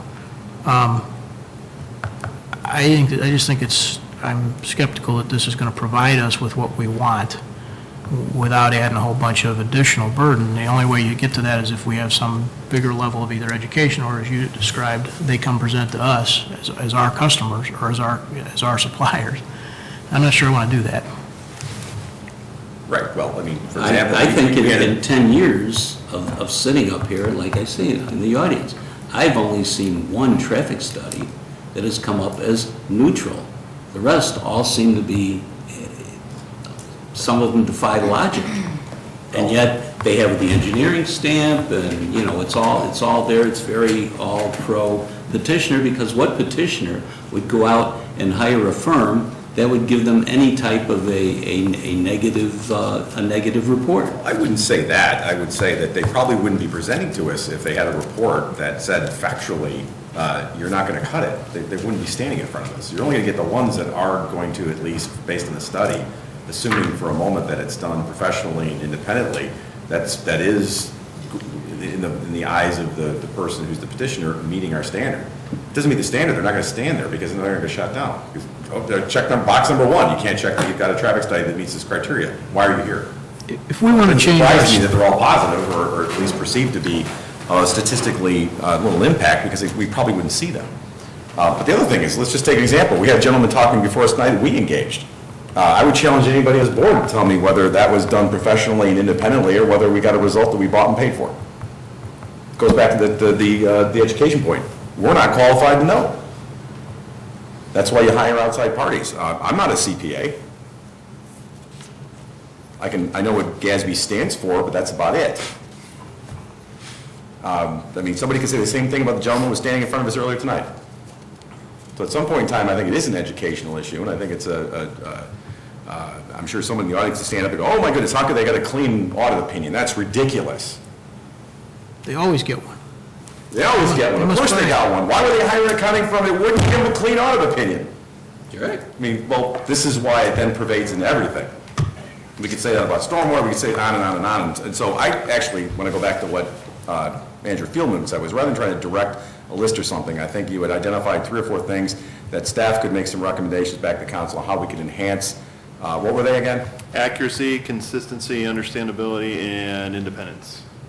Yes, and maybe make some recommendations on how we might do that without choosing a list or some other approach, and I think that sounded like it might be acceptable. Because I do think understanding what a traffic study is and how to read one is a big part of this.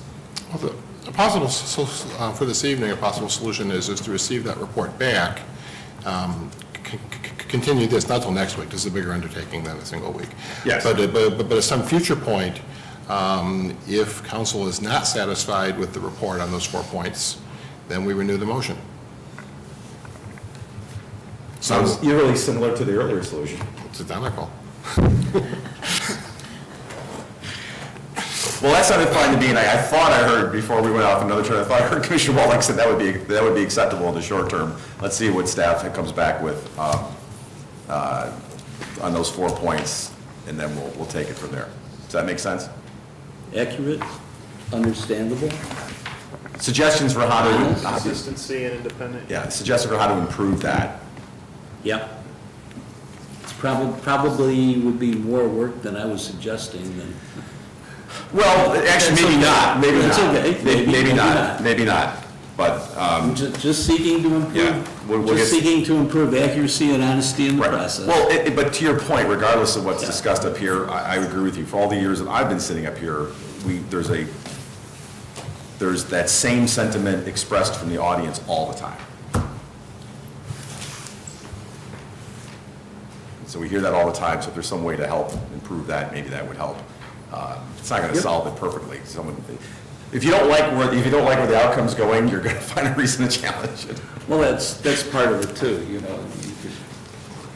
And if you're for it, it's a great traffic Sit there study. and say all the traffic engineers are basically crooks because they've been chopped around, so I can expect that it's going to be positive, so why bother reading it? Right. Nobody's going to, and they're going to stand up with the petitioner right next to their lawyer and the rest of the team. Sure, but there are other things where I think we have made great strides in educating both the council and the public on how certain things work. And maybe there's some room for improvement here as well. Well, let's So let's see what happens. Let's look to improve. So I think I heard a motion to table this until next week. Not next week, I think they need more time. Date, all right, table it to a date uncertain. All right, there's a Sounds leaf like a over there plan. on the right. At least not enough time. I heard a so moved, did I hear a second? Second. All right, all in favor? Aye. Table to a date uncertain. All right, thank you, Commissioner. And while you're still hot, I understand that as we go to item 13, the manager's report, that you may have a motion pertaining to that. I would like to motion that we table the manager's report, item A, To when? Date certain, date Just- uncertain. table. I'll take it as date uncertain. Nope, table. Okay, absent a date, then it's a date uncertain. Is there a second? Second. And we're not going to debate this. This is a motion table. I think it's debated. So It's we'll not take a roll debatable. call.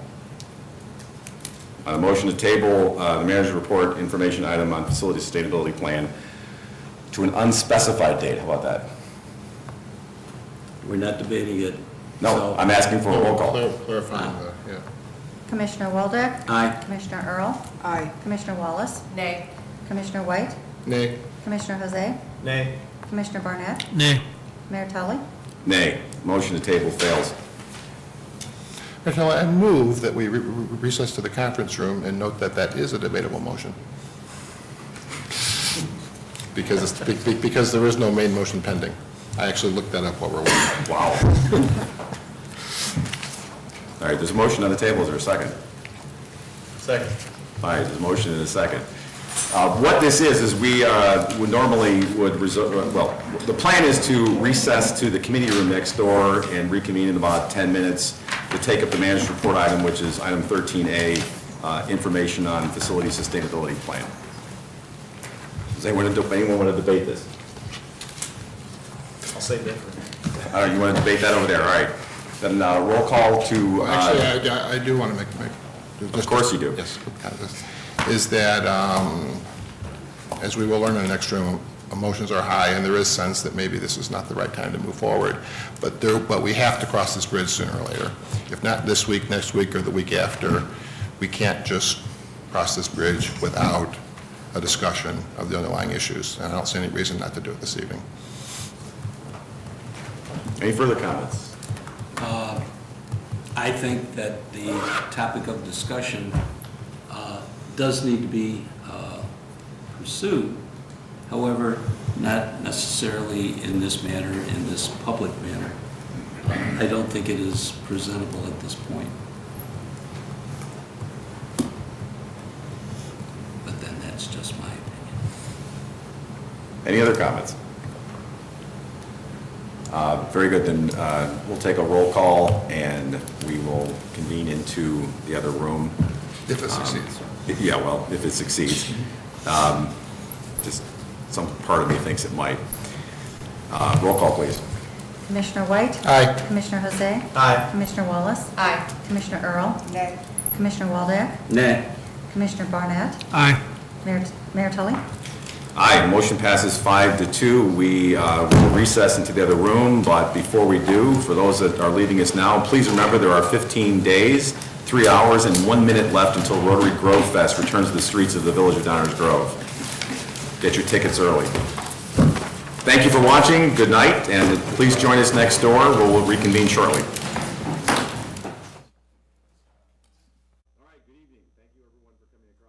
The long trek to the committee room.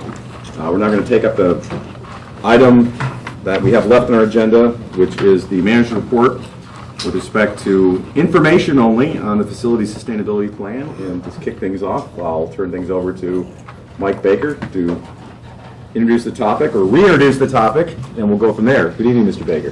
Good evening, Mayor, members of the council, members of the community.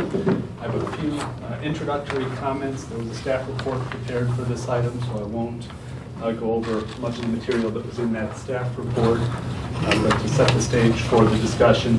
What we're looking for this evening is to obtain village council input, direction on the facilities, project and plan, so that we can, for one reason, prepare a 2018 budget, but also take the direction and implement whatever direction we receive related to the facilities plan. Some updated information, again, appears summarized on whiteboard along with in the report.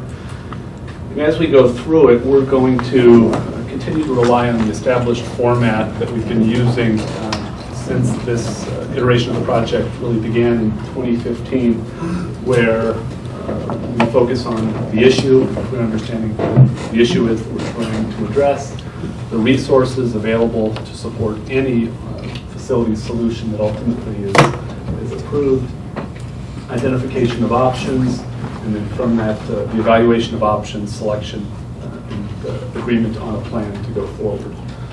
So you can see that information is presented here to show a little bit of historical perspective, issues, resources, options. I won't go through this in great detail, but only would like to emphasize that the issue that we're dealing with really has not changed as we've been talking about this project, that we have long-term and well-documented maintenance needs in the police station and village hall facilities, also operational deficiencies in both of those buildings, and a police station that is undersized for the police operations that it's required to perform.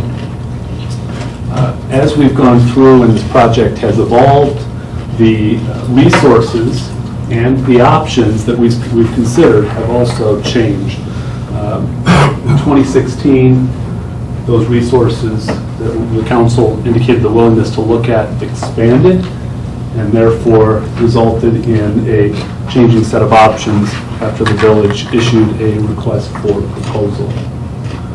So again, this is pretty well summarizes the history of the project. I won't go through it in great detail, but obviously can answer any questions if anybody has any. What I will spend a little bit of time on is if there is no plan adopted by the council, staff felt compelled to put forward sort of a recommended course of action that we see taking the necessary steps to ensure that we have facilities that can continue to serve the operational needs of the village. That would include use of existing revenue sources, one of those being $2.2 million in cash on hand and approximately $400,000 of annual revenue along with the existing buildings and property. What we would do with those resources is just simply propose a remodel of the police station to address some, but certainly not all, of the operational deficiencies in that building, and then perform essential maintenance on the police station and Village Hall. So again, these actions using these resources, if there is no agreement by the council on another plan that we should pursue. This updated information summary you see here is really a restatement of information that appears in the staff report, so I won't go through it in any great detail. And really, what we would like to do is focus the discussion this evening on two key discussion questions. Which resources are you willing to pledge to the facility sustainability plan? That question really first and foremost, followed by, based on preferences for resources, which options should be considered. Given some of the new information that we have listed up here, we think it's important to really sort of have this conversation and restatement of the commitment around resources that will then allow us to determine which options, either listed here or otherwise, are viable based on the resources that council has expressed a willingness to pledge. That concludes my introductory comments. I'm going to turn it over to Manager Fieldman. Thanks, Mike. I will just highlight three things that I think some members of the audience might be interested in hearing a quick verbal summary. Three things that have changed because, as you expect on a project this large, this complex, and this important to the community with this amount of money, we've gone through it very methodically with a lot of inputs, taking a little bit of time. And these are the three things that have changed that I'd like to highlight. Number one is the increase in project costs. In a lot of areas, our economy is very good. One of the areas is construction, and regionally, construction costs are going up. So as we proceed in this, we'd like to relook at our cost estimates that are getting a little dated, and perhaps some of those cost estimates would need to be increased. Second is the potential risk of losing some of our asset forfeiture funds that we have pledged as part of this $2.2 million on hand. The Department of Justice has a guideline, a time frame under which you need to use the monies. There's about $1.5 million. It's a little aged, if you will, in nearing the timeline we would have to tell the Department of Justice. We actually have a plan. We don't need to spend it within the guidelines. The Department of Justice just has to understand that we're committed to a plan, and they're giving us quite a bit of leeway. The third thing is some maintenance work that's pending and imminent that's come up at Police Station and Village Hall. The Village Hall roof is, the front portion of it has the plastic membrane. It's over 20 years old. It's cracking on a regular basis. Now, of course, we're fixing those cracks, but by the very nature of those cracks, when we fix it, a new crack forms right next to where we just replaced it, and so this is becoming imminent. The second issue is our boiler system. We have a two-boiler system that serves both Village Hall and the police station. Those boilers are from the 1950s, I believe. One of those boilers is not functioning properly right now. I believe we're looking into it today or tomorrow as to whether we can repair that for a nominal amount or whether it's a replacement that would cost us around $150,000. So there's about $150,000 to $300,000 worth of maintenance work.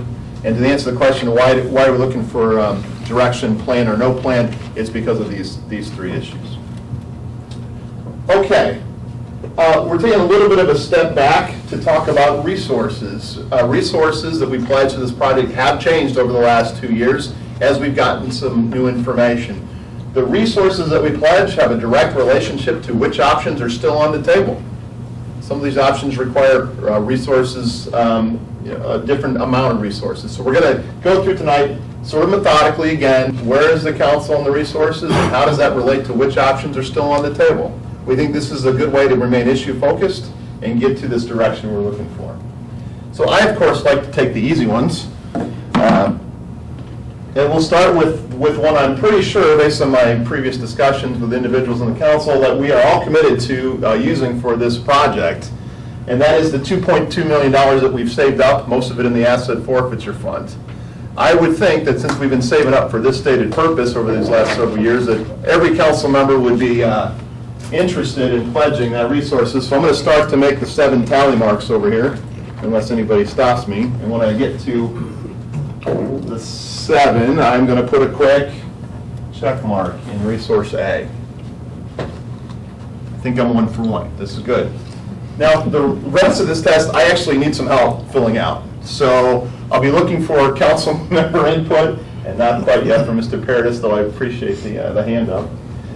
We'll go through and just double check to make sure where each council member is on the other balance of these resources. Let's start with the items B, C, and D. These are the $1.1 million in annual revenues that we've been talking about for the last 2 years or so. The $600,000 levy of property taxes that was traditionally used to pay the debt service on the library remodel from the 1990s. Marge? No. I'm not willing to pledge that. You can communicate in any way that I will understand. Okay. I see 3 yeses, 4 yeses, 4.5 yeses. So I'm going to go ahead and put a check mark. No no's? So I'm just counting yeses. 1, 2, 3, 4, and then I thought I saw half. I saw 3, 2.5 no's, right? March was a no. Commissioner Waldeck was no. Bill Waldeck. Anybody else care to weigh in on that? Okay.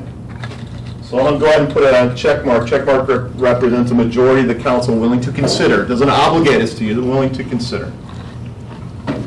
So 4.5-ish then. We'll move on to the next one, part of the $1.1 million package, the $200,000 in local gasoline tax that was traditionally used to pay off the debt for the widening and improvements of Fairview Avenue. Hands are going up. 1, 2, 3, 4, 5, 6. 6. Going once, going twice. 3, 4, 5, 6. So we'll put a check mark there.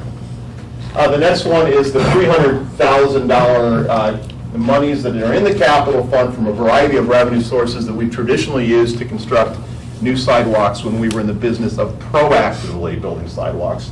Now we still might build sidewalks, it's just based on a neighborhood petition process. So the $300,000 traditionally for the sidewalk matrix, if you will. Willing to give you half of that. Give you half of that. Right, so who's in for the full amount? 1, 2, 3, 4, 5. And Commissioner Earl talked about half of it. That's, I believe that's driven from this option that Mike explained earlier, was the relationship to this $400,000. I think that'll become more clear as we move over to the right side of the board, right? So I'll circle, I'll just put a little note right there as a reminder on that. Okay. These we've been talking about quite a bit for the last couple of years. And then in the last couple months, there was this idea of would we be willing to pledge additional revenue beyond that, especially if it achieved not only our facilities goals, but other goals as well in the comprehensive plan and sort of the options that we've been considering over the last couple of months. So I know it's a little bit open-ended because for all of us, that's a value-based question. What do I get if I spend more than $1.1 million? But just to move the discussion forward where we could start to possibly talk about that, who would be willing to consider, just willing to consider the use of more than $1.1 million a year listed this 1, 2, 3, 4. 4 going once, going twice. So we'll put a check mark there. F is a reference to existing assets, and what we're talking about here is the assets on the Civic Center property, the existing police station, the existing village hall, the property upon which it sits, the parking lots that comprise this. I think this is another one where I think we've demonstrated that actually in any solution, we'll need to, even if we're just remodeling or even touching these buildings, this one gets a check mark. By definition. By definition, right? Okay, so I guess I could have filled that out myself earlier. G really speaks to a resource of how we use annual revenue sources. Are we willing to pledge a debt instrument commensurate with the amount of money in annual revenues that it would support?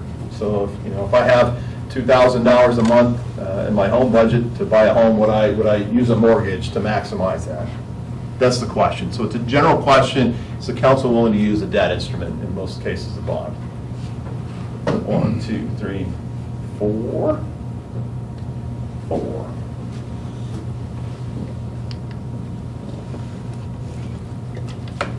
The next one speaks to some more specificity of how we go through and use assets, and it also speaks to potential partners in the private sector development community. Are we willing to sell and potentially develop a portion of our Civic Center land as a resource pledged to this project on our facilities issues?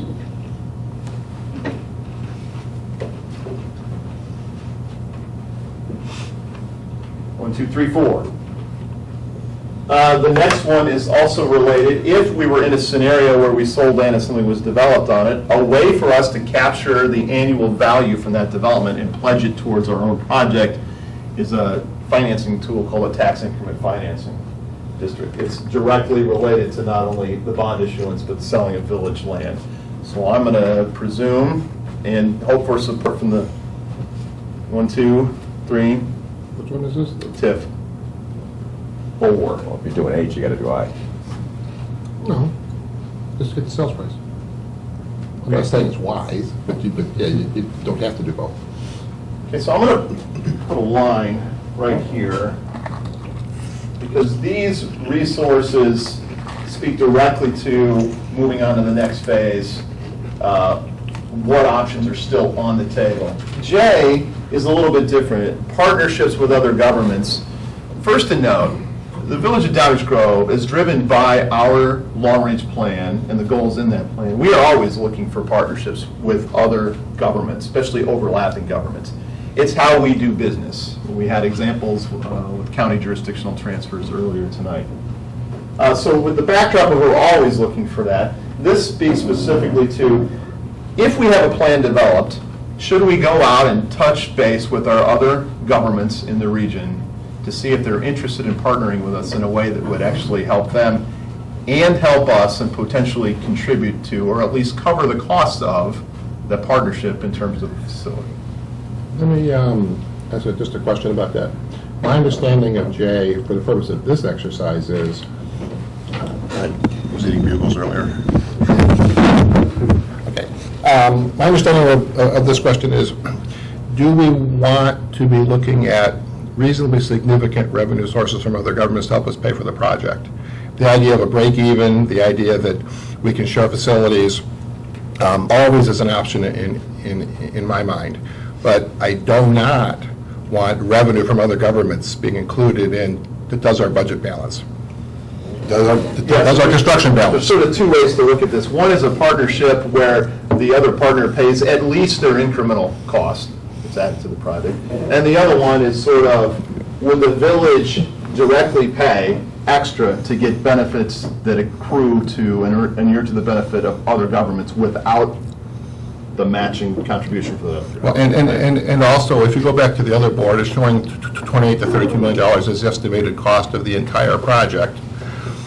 I'll just say, the way I understand it is that I always want to cooperate, but I do not want to rely on revenue from other governments to close the budget of the 28 to 32 million. Got it. That if we can share a facility, share it away. If they want something that we break even on cost, we break even on schedule, go ahead and do it. But I don't want them to be on the critical path where we need their revenue to close the deal. I agree with that. I've spoken to every council member previously to this. What I'm hearing, I think is captured by Commissioner White and Mayor Tully, is if we pursue this, it's got to be something that is on our schedule. Standalone. Doesn't change the scope, standalone gravy, if you will. So we're looking for that extra win. So for the purpose of this column, it's no. I mean, in general, yes, of course. But for purposes of funding the $30 million, no, is We all on the same page there. We'll pursue this if we can, once we understand the plan to the point that it doesn't change scope, doesn't negatively affect our schedule or our net cost. Yes. Okay? So I'm just going to put it kind of an okay instead of a check mark by this one. Okay.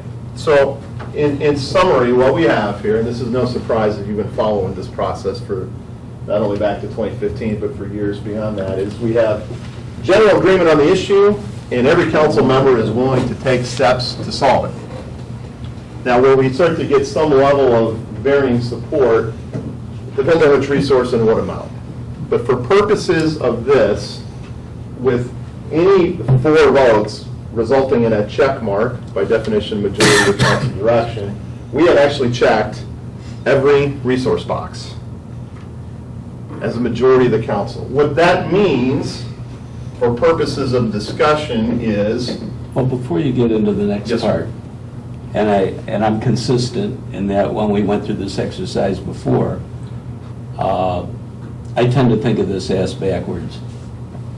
Rather than checking all the boxes or not checking all the boxes, I want to see what the options are, and at the time they come about, whether it be a couple weeks from now or whether it be 2 years from now, I want to see what option is there and what the current state of finances are and what's available at the time. Like, you can add non-forfeiture on there, but that may be gone by the time we actually do something. Who knows? So, I'm not for or against. I'm just non-committal on the resources until I see what we're actually going to do. Yeah. Right, so we're kind of having a parameters discussion. I take Commissioner Waldeck as this is all well and good, but at the end of the day, we got to make sure that we understand the cost benefits, financial or otherwise, of an actual option before we vote on it. That's why I hear that. It makes complete sense, right? Am I getting that? Okay. So, number 2 here, based on our exercise, which options are still on the table? Well, because all of the identified options or resources on the board are in play, it looks to me like every single one of these options is still at least up for further discussion. Why? Because we've listed the resources required for each of the options that we've considered so far, and there may be more, that we've drawn the link here. So, as most of us know in the room, the council certainly knows, we went out a couple months ago for proposals for development partners that would help facilitate not only furthering our comprehensive plan and our vision for downtown, but help us pay for our village facilities. And we got 3 categories of responses back. We had a medical office proposal. We had a proposal for townhomes, which we actually took a little bit further and negotiated some key terms based on council direction. And then we had 2 developers submit concepts for apartments. These are listed in order of net cost to the village under those programs. Medical office standalone would require more than $1.1 million. Townhomes would also require more than 1.1, maybe certain circumstances. It might break even at the 1.1, although that was at the far end. Everything had to be perfect for that to happen. And then apartments would actually require $1.1 million a year or less, depending on the density, size, scope, bulk, number of units, et cetera. And of course, this fallback position, if you will, the staff recommended action if there is no plan, if we don't pick from these options, is still on the table. So I realized that was a little bit methodical, but I wanted to just see where we were on resources and how that relates. So with that, I'm just going to turn it over to Mayor Tully to help facilitate a discussion of where we are in terms of the options that were on the table by categories, medical office, townhomes, or apartments. Thank you, Dave. I appreciate you walking through that exercise, and it helps to set the table, so to speak, for the conversation. I just want to say a couple things real quickly, and then turn it over to my colleagues for discussion. Number one, I think that those who were keeping score at home will recall that about a month ago, there was a motion made to proceed with one of these proposals, and it failed for lack of a second. And then we didn't have any discussion about it because a motion without a second doesn't warrant any discussion. So there wasn't a discussion and we moved on. And for the last 4 weeks or so, there's been no discussion publicly about what the heck happened or why or where things stand. And for that, I apologize.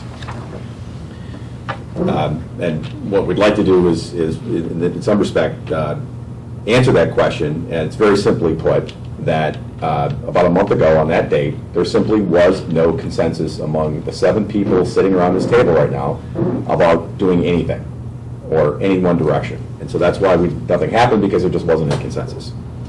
So why are we talking about it now?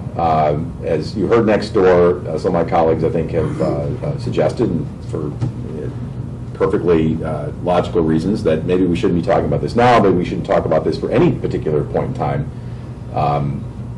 Why are we talking about it now? At least in my mind, there have been some issues that have been identified that have caused some pressures that we need to make some sort of decision in the short term. Now, has anything changed with the nature of these proposals? Absolutely not. Have external things changed? Yes. Yes, they have. And I think that has had some impact on myself and others.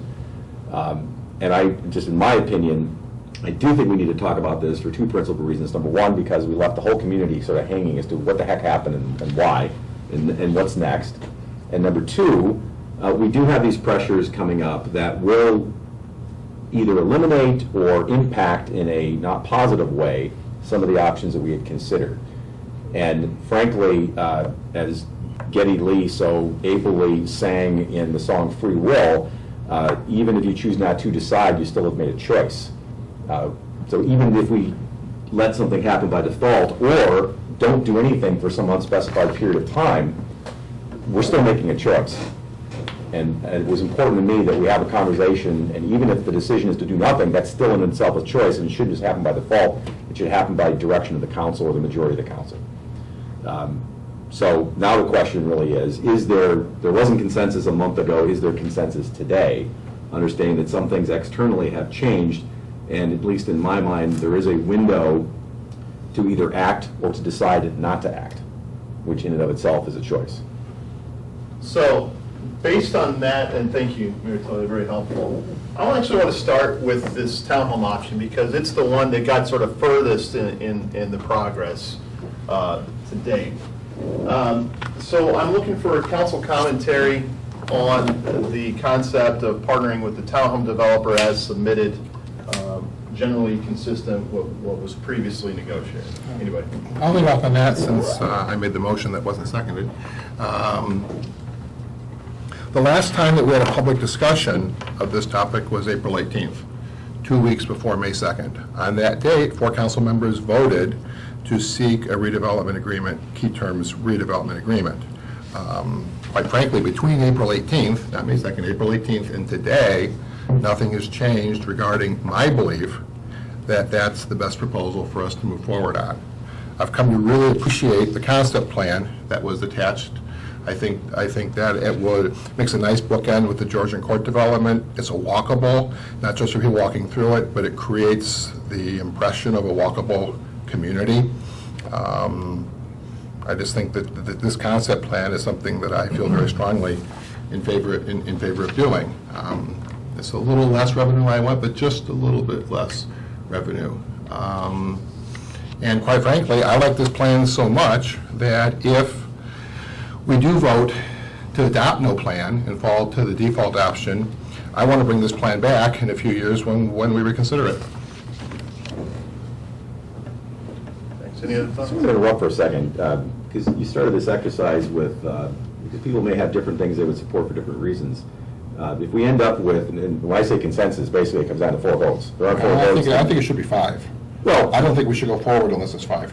Well, the question is, the sale of land requires 5 or not, or is there a way around it? You need 5. The vacation of land requires a supermajority. The vacation of land. So one of the issues and why I think a lot of council members are concerned about not just majority but consensus is I think in all the proposals, development proposals we looked at, there's would require the vacation of a right-of-way. Can't tell it's a right-of-way, a street right-of-way, but it's part of our parking lot. And we have a policy as a village that says you need 6, I think it's 6, right? 6 affirmative votes to facilitate a right-of-way vacation, per our policy. And then what about just the sale of land? Is that? Sale of land, I believe, does not. I don't think. We have to double check that. I think so. I don't believe it does. But we'll check. I do not believe it does. We will double check that. The sale of land, we don't think requires more than 4, but vacation of land per policy requires 6. Okay. But beyond the strict legal requirements, I'm not comfortable with this being a 4-3 decision from a policy point of view. Just because somebody could change their mind at any time and blow the whole thing up, to be blunt. So any other 2 commissioner? or 3 people could change their mind and blow the whole thing. Well, yeah, that's a little less likely. Well, except I saw it happen. Mayor, I've got, I don't usually do this, but I have some prepared comments that I'd like to usually just kind of wing it. That has mixed results, obviously. But this is important, and we've been on it for a while, some of us longer than others. But there's been also a lot of, from my perspective, challenging communications internally and externally and surrounding. Could you speak into the microphone, please? Yeah, sure. So I'd like to read a little bit. It touches on the answers to these questions. But what I want to do is I want to make some things super clear, crystal clear to everybody, all my colleagues, because I don't think that's always the case. And there's assumptions that are made that are inaccurate, and it works against us. I voted on the 18th to move forward with that, and then of course I didn't again, right? So why is that? And I think those are things that people rightly have questions about, but I want to answer them in a cohesive, with everybody, consistent manner, Mark. So if you give me a few minutes. It's a lot of character, because I don't like doing this. Could you pull that microphone even Yeah, closer? Because sorry. I can see out of the corner of my eye. You're struggling. Okay. I'll try and just speak up a little bit, so bear with me. In the 3 years, 2.5 years that we've been at this, that I've been at this, Martin, I know you've been at it a lot longer, but we've gone a couple of circles around to nowhere. And in that time, I've heard from colleagues, I've heard from staff members, I've heard from professional organizations in our community, partner organizations, I've heard from friends and neighbors. Things about, asking questions about why do we keep changing direction, in particular myself. Why are you flipping on apartments? Why are you changing your mind? Why wouldn't you second stuff? And so I'm going to answer all that, because now we're going to know. And it'll be right, it'll be wrong, you'll agree with it, you'll disagree with it, whatever, but it won't be left for anybody to presume, speculate, wonder anymore. Backroom politics don't lead to progress. We've seen that in Springfield. We're talking about it now, as the mayor said, because it's a problem. Springfield is a problem. But it leads to indecision and stalemates, and that's exactly what we've got here. We've got indecision and stalemates, at least from my perspective, for 4+ years, Martin for yours for 15, something like that. 16, but who's counting? 16, thank you. So I'm going to take some time to describe my position, how I got here. I hope everybody else does something similarly. Frankly, it doesn't have to be tonight, but I hope everybody else does the same thing. The original plan, and I'm going to, in my world, which isn't as long as Martin's, that original plan is the one from 2.5, 3 years ago, was a theory, not a plan. It's an important distinction. There were no RFPs, there were no bids, there were no specifics. There was a general idea of selling Village of Downers Grove property to fund redevelopment. Did that make sense or did it not? That was the question. It made sense to me then, it makes sense to me now. That's why you heard some of my answers about the A through J check boxes. But that original idea in theory that we were all working on, I think we had some, JLL input, some EDC input, but it was still pretty much back in napkin stuff, was an apartment building. So I supported that because it was a path forward. And we do need, in my opinion, to not even consider option 4. We do need to make a path forward, we need to find it, we need to start down it. So it can be said, certainly, Bob supported apartments. You bet, absolutely. Without revisiting, or for that matter arguing, theories about how and why that theory and that concept got sidetracked, it did. It got shut down. And so now we had something new to consider. And something new to consider starts you thinking anew. I still think that not moving forward is a mistake, and I want to keep moving forward. I'm going to say that time and time again. What that means and is going to translate into from me is support for one of these ideas on the board. It's not going to be a no vote anymore. It's not going to be a lack of second anymore. It's going to be a support for one of these ideas on the board. When the last council put forth the idea that we shouldn't sell the property and not build anything, but rather we should upgrade and improve what we have, I was the one vote that didn't want to do that. We sort of came around one more time. I still don't want to do that. I'm not going to support that in any way, shape, or form tonight or down the road. But then we decided to restart the process of seeking to build new, and I supported that every step of the way up until the 18th, second, confused on dates. But whether it was re-engaging Williams, directing staff to do things, soliciting proposals, negotiating proposals, I was supportive of all that stuff. Like I assume each of you, I studied the proposals, considered the pluses and minuses, spoke with neighbors, spoke with groups such as Downtown Management, EDC. I developed an opinion about what direction was best. Early in the process, after we got those 4 proposals, I made a big point of suggesting that the LFI DMG thing was what I thought the best solution was. I thought that was a good mix of revenue. It obviously wasn't the highest. I thought it was a good mix of risk. Each of the things that I brought up as reasons were not reasons that people disagreed with. They were just reasons that they didn't prioritize, and that's fair. That's not a criticism. This isn't a you got to think of it as Bob's way or we can't talk freely kind of thing. But some of that's going on, and it became obvious that my favorite opinion, this LFI DMG thing, wasn't going to get enough support. And so that's why I added the vote to the Kay-Hovanian negotiation. And I'll do something along those lines again. I want to make clear to everybody, I will support something that moves this ball forward. But along the way, I've tried to be inclusive. I've offered usually in email form, because I frankly think it gives people the opportunity to revisit the comments rather than just from the dais. But every one of you has been included in a variety of emails. And most of the time, the response to those things has been very, very little. It's been a couple of sentences in an email, no response at sometimes, occasionally a phone call, but really infrequently. And that makes communication hard. I know we desire for transparency, and I know that says we should talk from the dais, but we don't often talk from the dais. This is a conversation we're trying to have tonight. We've not been very good at it, at least since 15.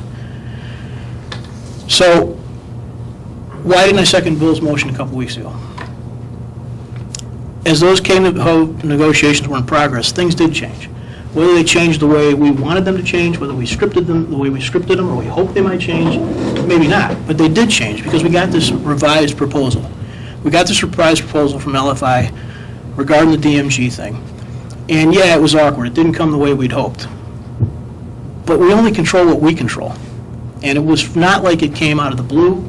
It was not like it came out of the blue, but it wasn't from some new bidder, new proposal. It wasn't from some new company we hadn't heard of. It was from a company that was in our process already, reacting to, I think, best I can tell, what we all said from the dais as we started talking about those 4 proposals, the things we liked, the things we didn't like, the things we put red check marks by.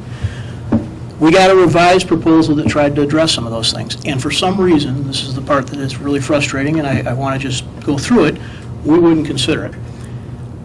I have a hard time with that because I don't feel like it's us doing our job as well as we should. Because what that was an attempt at hitting these concerns and marking them off, whether it was finances or it was density or it was parking. Did it or didn't it? I don't know. Because the only thing we were able to say was, well, look at it yourself and decide if you think the numbers are right. Not exactly the kind of thing that we usually do. We like to have staff's input. We like to have sort of a consistent evaluation method and model like it would be for a traffic study. Not Bob's opinion or Greg's opinion on a proposal. So I still think that's a mistake, because what I saw, so people say, well, why did you flip? Why didn't you second it? Why would you ask for that? You said you were on for the Cahovanian thing and you didn't do it. Why? Because here's what I saw. I saw lower density, which I heard a lot of residents talk about. I saw less intensive traffic burden. I saw revenues that were way better, moved it off of that low spot on the totem pole. I saw a company with existing roots in our community wanting to invest deeper and more. Roots in existing businesses, roots in employees, roots in owners in our community that wanted to make more investment in our community. I was contacted by folks from downtown management. Look, I know, we all said, why didn't they give us an official proposal? Fair enough. But are you guys going to say nobody ever talked to you from downtown management? I'm sure people did, probably on both sides of the coin. But the question of why did Bob flip, why didn't he second that thing? Because I had downtown management people telling me they wanted to do this deal. We all heard from local professionals, I think we all got the emails, that suggested that this healthcare industry thing had a real opportunity, real positive upside. I heard from Commissioner Waldeck that the idea was at least interesting to him. I heard from Greg that the finances were his major driver, whether it was the apartments or some other alternative. He wanted to find a way to not hit the taxpayers. Totally admirable, totally makes sense. This tried to help that. And I saw a far lower, by all accounts, our staff, outside folk that were proposing it, and even our conversations internally, a far lower risk profile. So we have all those things that have come forward between the 18th vote and the lack of second. That's where I was at, and that's why I wasn't willing to second it. Now, maybe it's still not going to fly. Okay. But I think it's important people understand why and where I was on that. It's important to me that you do, because I've heard a lot of other things that don't square for me. So, I would suggest that a better question of why is Bob flipping, a better question is why aren't we considering this thing? Maybe because it just doesn't have any friends in the council. That's okay. Here's the thing. I've got some questions that I'd like others to answer, because I think they are going to be helpful to me. And maybe they're not things you want to answer, maybe you don't care, fair enough, but I'm trying to get you guys to understand where I'm at and the logic behind it. I'd like the same in return. Commissioner White, you suggested that you were concerned about the future of healthcare and the medical industry. You talked about empty office buildings, particularly purpose-built ones, being a risk to the village. If that would happen, that's a huge risk. And obviously, it affects this risk profile that seems to be, that I've stated as a big concern. But I think that ought to get developed. Explain that. There's a reason behind, not right this second. Well, there's not right this second, Bill. I can do question Let me time. finish. It's not question and answer time, but that concept of sitting on the dais and suggesting that one of the reasons a proposal shouldn't be considered has to do with the risk of an industry is something that ought to, like any other evaluation, whether it's a KOLA traffic study or a stormwater thing or anything else, ought to have some support behind it, not just my opinion or your opinion. Margie made a similar comment about Planning 101. Planning 101 is an entertaining thing to say, but there's planners in our room that didn't caution us against that use. There's curriculum and coursework out there that if you've got, you should tell us about, support it. Because somehow, all these other communities and our planners missed that. They didn't feel compelled to tell us that. The people in Elmhurst and Glen Ellen and Hinsdale and Lyle and Lombard and Naperville are apparently not feeling like they somehow missed Planning 101. Now, maybe there is something. I mean, just like stormwater, things change. Clean Water Act, the rules are all changed. But we ought to get the benefit of that, other than just a comment that says Planning 101 shouldn't put a facility like that downtown. It's a big deal. It's a 30-year, 40-year, 50-year impact on our community. It needs more than that. It deserves more than that. I didn't know, but I'd like to have some sort of minutes is the wrong choice of words, but Martin, I'd like to have some follow-up from you and Dave about this meeting. You guys had a meeting with LFI sometime a couple weeks ago. Geez, that'd be good to know. There ought to be some sort of to the rest of the council, hey, I had this meeting. Maybe it sucked. Okay. But there ought to be some sort of recount of, we got together, we had this conversation, here's why we had it, here's how it got together, here's what came out of it. It's not here. I don't know where it is. Maybe I didn't get it. But we should have it. So, I don't think we're communicating, and I think there's evidence of that. I think we're winging it a little bit, and that bothers me, and it's why I'm bringing all this stuff up. There's another subject that I got to get just off my chest. I've heard now from 3 different sources, one of my colleagues, someone on staff, someone in one of these professional groups we work with, that there are colleagues of mine up here that suspect Bob's interest in LFI has to do with his opportunity personally to benefit from selling them product. I don't know who that is, but figure it out and do one of two things. Come ask me about it, let's talk about it, or get ENZA involved, because it's a big problem. It's not the kind of thing that rightly should just float around out there as a speculation or a question. That's not fair to the process. It's also not fair to the community, because if that's happening, somebody's got to straighten me out. It's not. I'm happy to say that. But it can't be part of the conversations that we're all having with each other one-on-one or two-on-one in the background via emails or phone calls that doesn't ever get surfaced at this level. It's a big deal. It's either happening or it's not, and if it is, it's a real problem. And it would bring to question everybody here. Everybody here's got some opportunities, whether they've talked to people offline at the various, who gave us the proposals, whether the mayor sat down and had a meeting, I don't know. But these things should be talked about here with this group openly, and I'm happy to do that at any time. So, that was more than anybody wanted to hear, I realize that. And it wasn't the most fun, it's not the way I like to have conversations. But I'd like everybody to take that level, if they can, of clarity and openness, and transparency, and apply it to these conversations. It's important. This is a huge deal that has, we've seen it politically, we've seen it with Springfield, we know about it with the real finances. It's an enormous deal for us to not get it right or to get it somehow skewed because we're not all being real open and forward around a table looking at each other would be a big mistake. So I'll end, apologize for taking so long, I appreciate your patience. I'm going to end with just reiterating, I will vote for one of those three things that moves us forward. I will do that tonight, I will do that in a month, I will do that as soon as anybody else is ready to. I would have done it, I thought we should review something else, apparently that's not going to happen. Kicking myself for not seconding it a couple weeks ago, but I want to move this thing forward. That's it, thank you, Mayor, I appreciate the indulgence. I'd like a chance to jump in now to give some more detailed comments, because my comments are important. Sure, thank you, and I'm happy to tell everybody about what happened at the meeting. Okay. First, the numbers in green, those are based on the most recent bids. I mean, because I know that LFI submitted a revised proposal, but the numbers, the 1.1 million, the 1.2 million, the 1.4 million. These two numbers, 1.4 for the medical office, but let's just take that one. That reflects the submittal that was submitted prior to the deadline according to our process. The $1.2 million on Cahoe-Namian reflects after the results of the council authorized negotiation of redevelopment agreement terms. Remember that their original unit count was something, and then it was 57. So that reflects post-negotiation numbers. The apartments is a combination range, if you will, best estimate, of two different proposals. There were slightly different unit counts that came in prior to the deadline. Did I get that right, Mike? Good.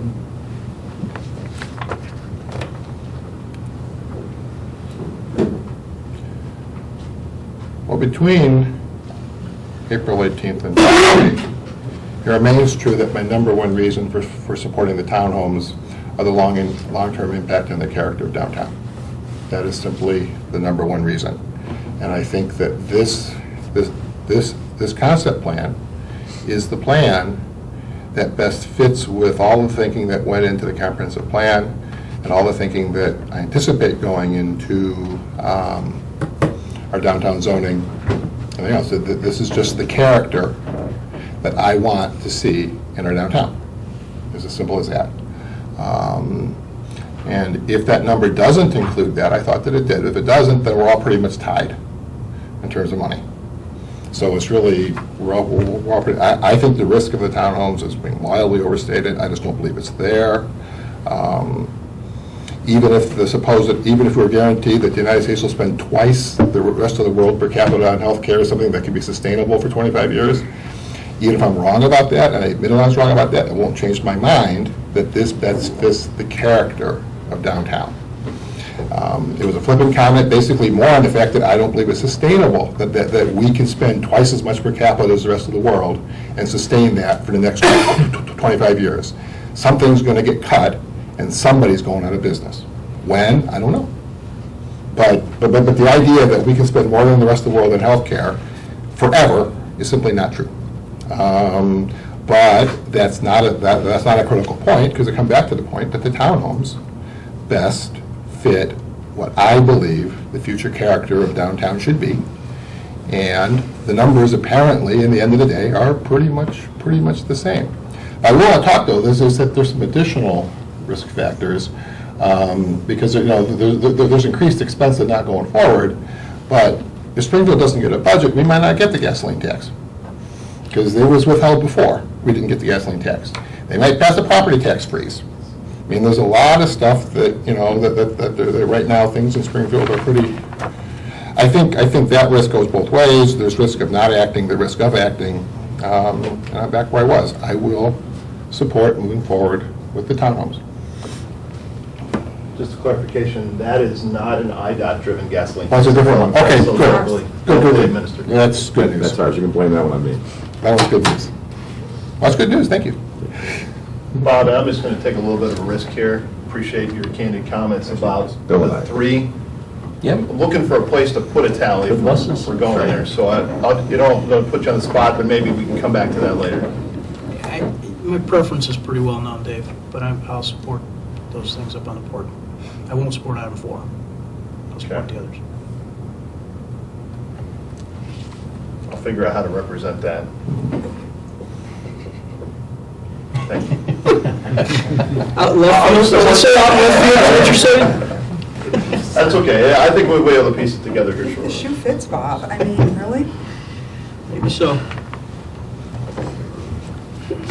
Thank you, Mayor. Great. I'm happy to answer Bob's question, but go Oh, ahead. no, I didn't mean to necessarily cut anything off, but I guess to borrow from Monty Python and now for something completely different. I guess I disagree with Commissioner White's characterization of, I don't think the risk is wildly overstated. I think, maybe perhaps it's gotten overstated to a degree on the townhomes, but I think there is still a significant amount of risk. I also disagree with the comments about the character of downtown. On Memorial Day, I took my daughter over to the parking lot adjacent to the police station to help try to get her off of training wheels. And we spent a lot of time there, and at one point she's taking a water break, and I look around, and in almost every direction you turn, there's apartment buildings. I think the increased density is good for downtown. It brings more stability to the businesses, more customers. And when you look at that site, given its proximity to the Burlington Northern Line, it screams TOD development. Not to go back to Planning 101. But I think it makes a lot of sense. The finances also make a tremendous amount of sense. And I think we have a fiduciary obligation to maximize the value of our assets. And the way to do that, in order to mitigate the risk that was mentioned about gasoline tax or Springfield uncertainty, is to get as many dollars as we can for this project from anywhere else. And that's the apartment development. I'm definitely in favor of that, but hold on. Oh, wait, there's more. You might want to wait, yeah. Commissioner Barnett's right. We've seen an awful lot of gridlock. It's been a lot of 2 steps forward, 1 step back, running around in a circle, however you want to characterize it. And we can't keep doing this. And the biggest reason why is the third bullet under the updated information, the maintenance work on Police Station, Village Hall. The idea of spending tax dollars on maintaining buildings that we know to be obsolete and decrepit, just falling apart, literally falling apart in some places, is anathema to me. We simply cannot do that. So I've been unsuccessful in trying to convince folks that the apartments are the better way to go. So I'm willing to move. That's why I provided one of the 4 tick marks over here on additional revenue. I'm willing to vote for the additional revenue necessary to put Kay Hovnanian's proposal back on the table. If we can get that number, I'm there. On a similar note, there's a lot of community outcry against the apartments, but I don't think they would be as bad as some people think. And it is a TOD site. So again, my first choice is the townhomes. If a majority of council has a preference for the apartments over the townhomes, I could go along with that. But I think it is a TOD site and not an office building site.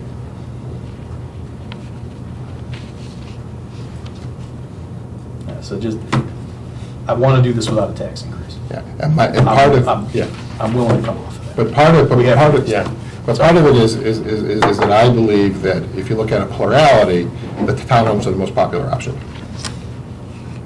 So Well, I we think haven't heard from everybody yet. I think so. the fact that we negotiated with them demonstrates that there was at least some desire for that. I think the amount of community input we've received,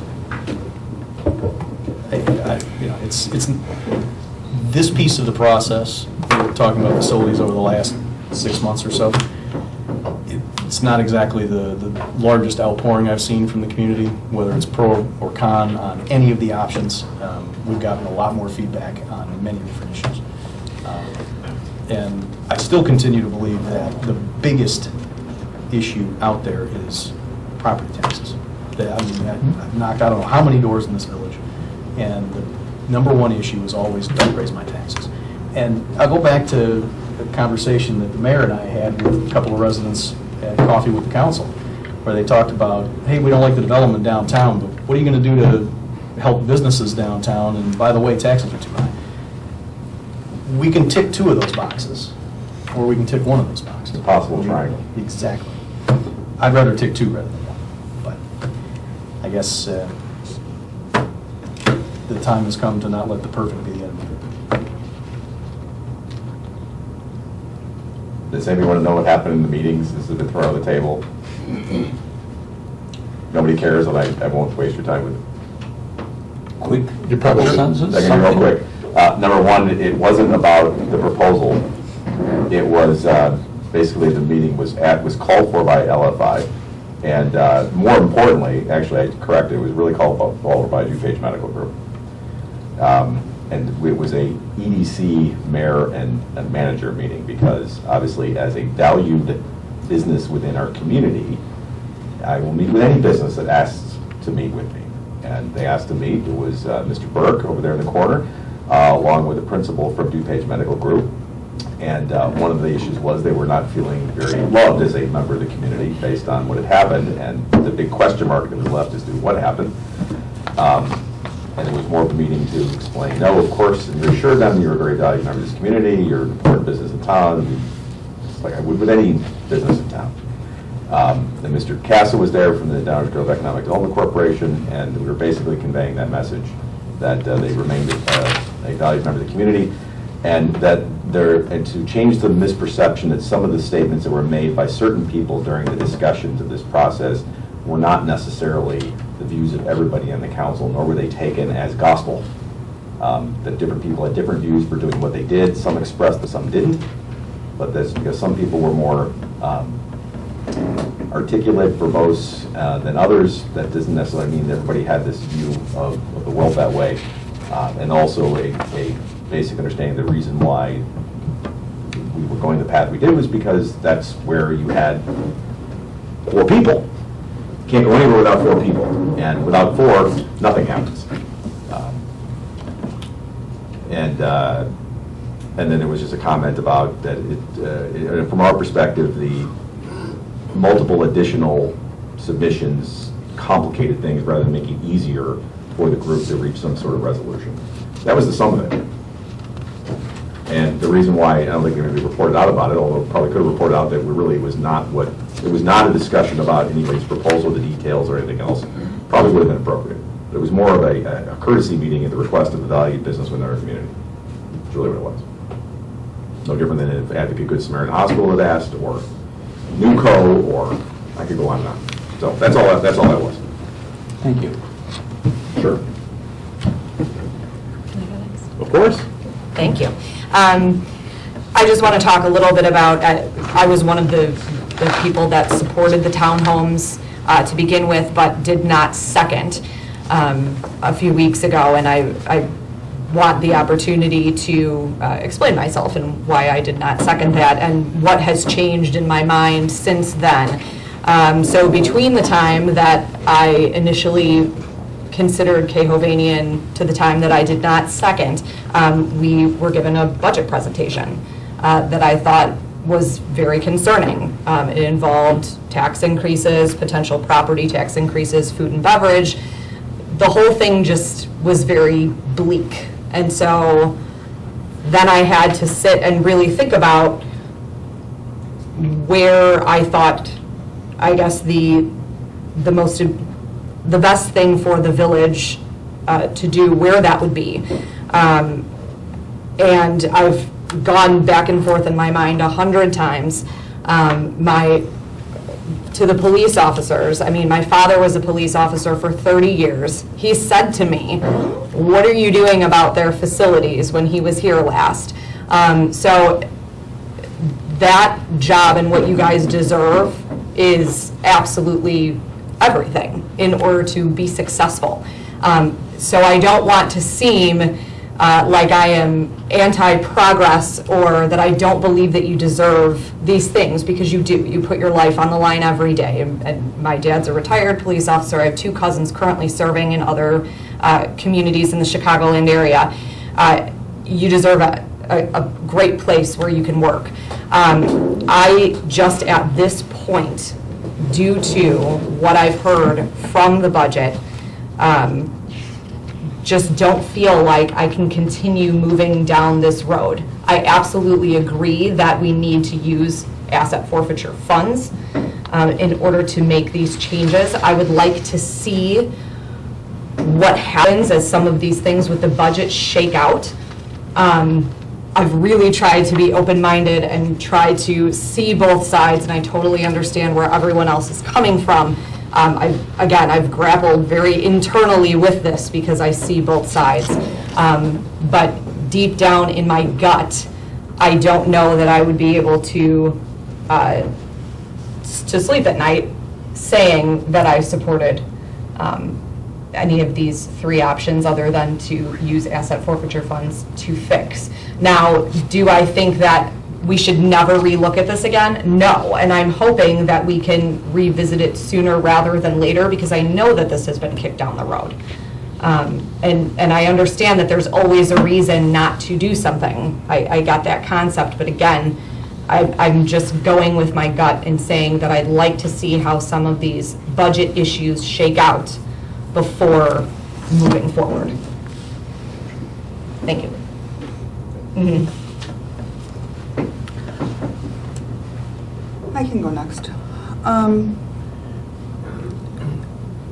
First of all, Bob, to touch on a point that you mentioned, Planning 101, it's not that Planning 101 dictates anything magical about an office building downtown, but it's this exact walk-to-train location where we are on top of the train station that makes this property so valuable and a giant asset to anyone who lives here and is going to commute. And that's why you have what's called transit-oriented development, TOD sites.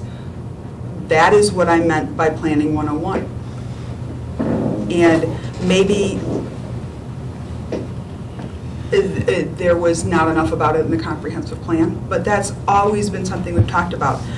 And on top of it, LFI and DuPage Medical, it's not that I don't like them, and if they need to move forward, there are other sites downtown right now that could go in, buy and develop by right within a stone's throw of this site. I just believe that if we are going into this, we have to get the best bang for our buck, and that wasn't medical office. And it was putting people here right on the inbound train line to the city, because that would be the best for us. But my concerns have always been that building right now is going to put us in direct competition, basically with ourselves, filling up all of the apartment and condo development that is currently in progress. And we have a TIF to pay off. And if we add a second TIF before those are even filled up, we're going into a whole nother, we're in competition with ourselves. The townhouses at least aren't the exact same product, but I am still not comfortable. And by far, in my eyes, the nicest looking product. But there are, and within, I've never said we needed not to do anything. I said 2 years. We're 9 months into that 2 years, more or less, from when we started this, or at least when I started it. And unfortunately, there's not one unit that's come online since I said that. Which means, okay, is it two years from now? You have to move 300 units, or at least a majority of the 300 units off the market. That is a huge concern. I don't want to be in competition with ourselves for TIF dollars to pay off what we've already promised we're going to do. The tanking sales tax is hugely distressing. And in the last few months, we've all agreed we have to institute a whole new tax just to plug the leak in the sales tax. And that's going to be something everybody in this town is going to bear, along with hopefully other people. But people who live here are still going to be, if they're buying food in town, they're going to have to pay that too. And the business community was absolutely not happy about that. So I don't know how we can say we haven't raised taxes, and nor am I trying to deny that there is something to be done. I just want to wait till we're on a little more stable footing and we're not competing with ourselves. So when we do decide to do, hopefully the townhouses, which I think look fabulous, we're just on more stable footing. If in the meantime that means we have to do some maintenance, so be it. We can't put it off forever. I'm sure Manager Philman will do the best he can to, if he knows that this is a 2-year or a 3-year delay, to do as little as possible. Frankly, I know that because he's been doing it for the last 10 years, and I'm sorry, because the recession is nothing any of us foresaw. And it's delayed everything more than we would have liked. But things are progressing and they are getting better, but I don't see being in competition with ourselves as being the best thing to be doing.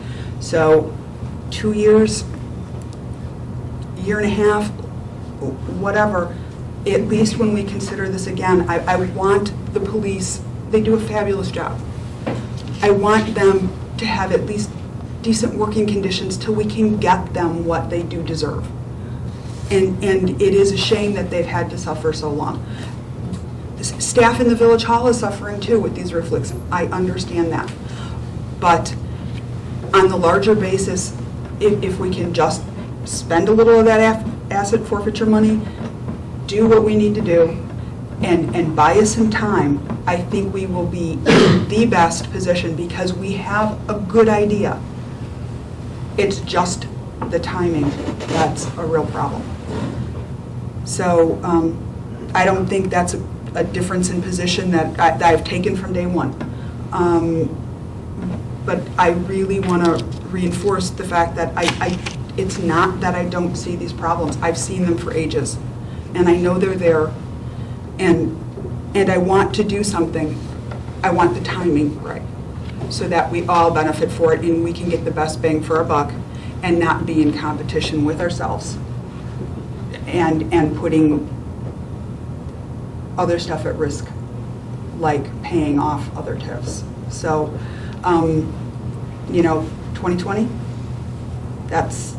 we're out from under a TIF in 2020, and let's hope that by then it's all paid off and we're good to go. And maybe if everything's looking good before then, maybe it's a go before then.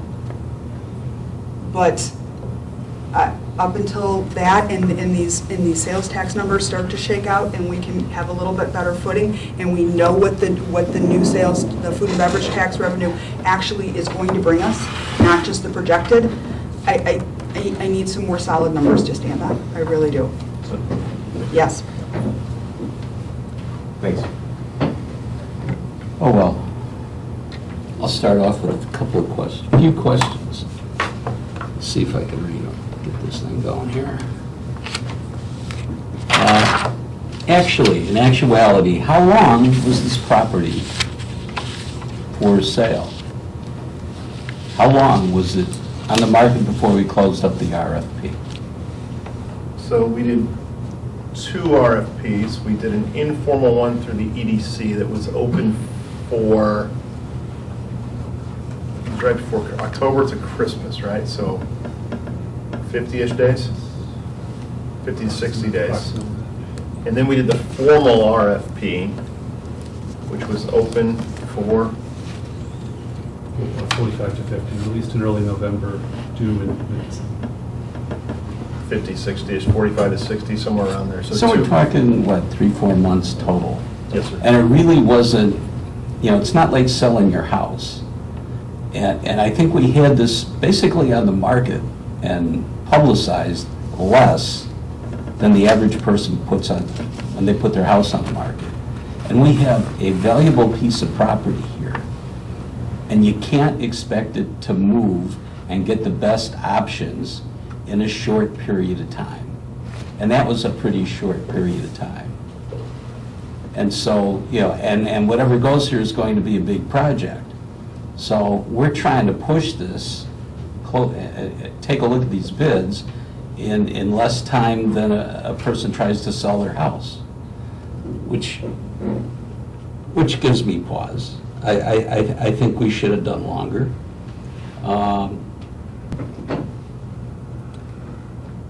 There's 2 options. It kind of fried me that in a list of options, we only got 4. There was one, wait for 2 years. There was another one that somebody called a pipe dream, which was, and maybe it is, was the medical building and the townhouses combo. Definitely not in there, and maybe it's impossible, but, you know, would have been nice to have it listed. You list several items that need, you know, we know there's maintenance, and we got the forfeiture funds, and there's no indication of when these funds have to go back. And when you talk about boilers and the roof and that kind of stuff, it'd be a good idea. Can we reasonably repair them for a year? Does all this have to be done in a month? In other words, what are the forfeiture funds if we decided just to use those? What are we fixing? What can we keep? There's really no deadline given as to when the money has to go back, plus the fact that I'm going to assume, and maybe that's the wrong thing to do, but that we keep getting funds as, so even if we gave it all back, let's say, and I really don't want to do this, but we'll wait 2 years, but maybe we should, I don't know. But in the meantime, we're still collecting funds that we won't have to give back. So we can use that. And I think that's the last question I had. Oh, no, and then for over a year, I've been asking for a police report. I think that would be nice to have, since, you know, when Rahm Emanuel goes out and says he needs 600 more cops on the street, he's got statistics. And we used to publish a police report that showed the number of police, the levels, you know, detectives, so forth. And it was complete and also showed crime statistics, all that good stuff. I still think that would be helpful. And now, I tell you, I would have preferred not to be in here because of the way things have been going. But Bob, to your comments, I appreciate your comments. I tried to get back to you as much as reasonable. and I think we've been honest with one another. However, I've really been suspicious of some of the stuff that's going on. Every time I turn around, it's first reading. It's, oh, no, now it's on the agenda, and now we're going to slip it on the manager's report. And it seems to be a lot of agenda game playing, like, we're going to do this, and, you know, and come hell or high water until we hit 4 or 5, or whatever the magic number is. And I think there is some benefit to going behind the scenes, but I think there's a lot of, I'm really miffed. This is the big section of my comments. Really miffed that there was a public forum that was held and wasn't public. We publicly noticed them in the past, and suddenly it isn't, and quick on the draw the day that it says, oh, well, extra council members can't go. It would have been beneficial. So there's a lot of manipulations and things that going on that I quite frankly don't trust.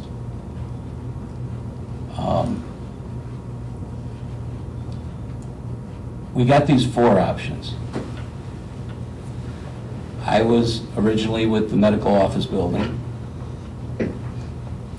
I could see the needing the extra money, but it seemed like a good plan. We got a lot of feedback. Of course, we recognize when we get the feedback that some of it is kind of copy and paste, or the certain lobbying type situations. But then even outside of that, there was a lot of support for it.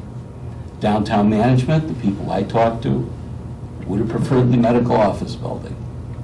And then I think even then, some of them changed their minds because if something would have happened to the building, it just wouldn't be another office building. You couldn't just, they're gone, there's another, we'll convert it to another office.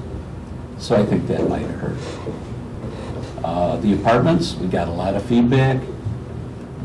Anti-density, totally agree. I just couldn't see doing that. That kind of, the combination, okay, when you get into the townhomes, I thought it was very attractive. Problem is, there's no contract. You sell a house, the idea is you sell a house and use the money to buy another house or downside, whatever you're going to do, but anyway, you sell your house. This is no contract. This is, you get to buy the first floor, and then if we want, we might buy the second floor, and if we do, we might buy it one room at a time. I've been criticized for saying if they don't do phase 2, it can be a financial disaster. Well, that wasn't my words. It was another commissioner's words. It'll be a financial disaster, and I see that. There's no promise to build a phase 2.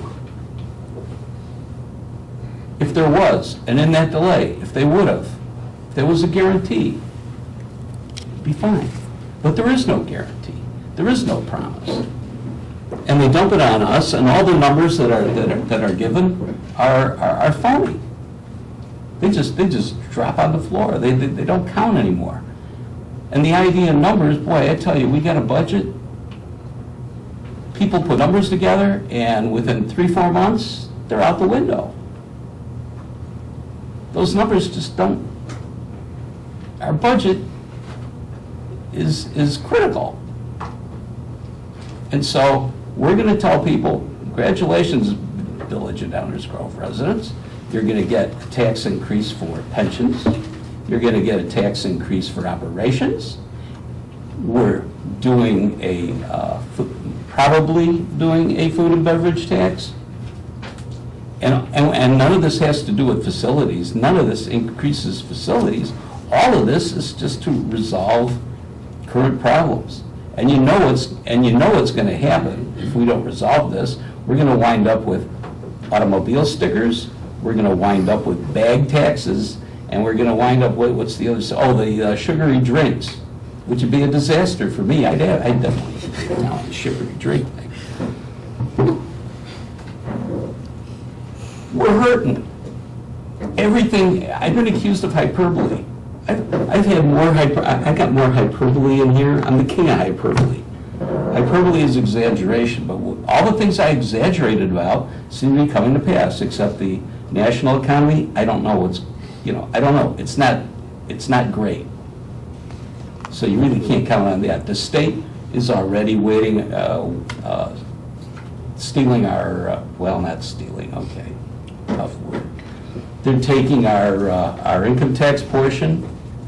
The Senate has, I thought I heard 4, but I guess it is a 2-year property tax freeze. Okay, yeah, they don't get along there, and maybe it'll never come to pass, but I'm surprised they're just not talking about the actual House actually passed it. Who knows what else they're going to do? The state's a mess. Our sales tax, like I says, is a disaster. We need to fix that. And so, we had this $52 million, okay, it isn't a plan, but it probably would have gone forward. But the people realized that, that was way too much. They didn't want that. And so we're trying to do a better job. Thank God we didn't do that, and I don't think we need to be desperate now. And we're acting like a bunch of desperate people. We had this thing out, and it's been out there a few months. We got to act like these are our only choices, and they aren't our only choices. And I may not want to wait 2 years. Maybe we should. Maybe we shouldn't. I can understand that. I want to take care of our budget problems, and I can't see why we can't keep the for sale sign out there. We don't have to go through another RFP process. The door is open. How do we get rid of that building for what was it, $10,000? Did we do an RFP and beg people that, well, maybe at one point we did, but we didn't have anybody banging on our doors. We actually did. They did? An RFP? We did pretty much beg people to do it. Yeah, we did. I mean, we could basically do the same thing now. We could do the same thing. You just open it up and let everybody know that we got this land for sale and we're looking for proposals. And we could even add preferably townhomes, but not this staged thing where there's no promise to build. I don't want to fight with pensions and all that other stuff that we have to cover, and at the same time find out that we're going to get another huge bill because we couldn't do phase 2.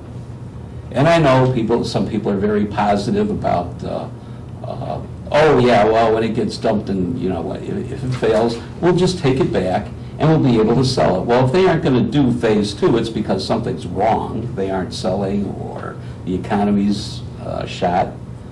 They're not going to give it back to us in the best of situations. And plus, if we try to resell it or redevelop it on our own, we got a smaller palette to work with, so we're not going to get as much, and it's going to be infill. And as far as the contract goes, I mean, Bill, you were afraid of the future of the medical business. Actually, you're more likely to have doctors and medical facilities remain open than you will townhome developers that, how long did it take for across the street, 10 years or something? You're more likely to have that fail. Get a solid contract.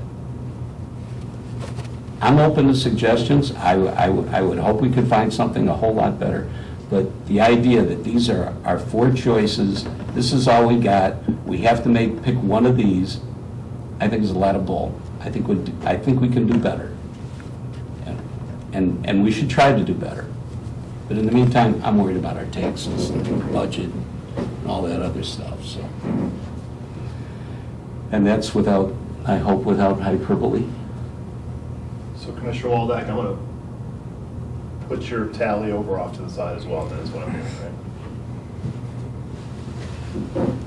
Oh, do you want to spend the gas and forfeiture money? One of the questions I had was what kind of maintenance we need. And we could use the asset forfeiture money for that. Whatever we can keep for, that's the other thing we've been keeping. Martin, you said, what, since you came? But, 10, 15 years we've been talking about needing facilities. We have a fund for replacing cars and trucks and all kinds of stuff. We should have been having this fund for a long time, and we haven't done. We don't have the savings account for it, and we should start. And if we wind up doing what Commissioner Earl suggested, waiting, we should be building that fund. And even in part of the property taxes that we raise, because we know this is going to hit property taxes some way or another, can raise them just a little bit, put the money in the fund, save now. You get 2 years of the forfeiture funds, a little savings. It's not going to solve the problem, but it'll help. How's that?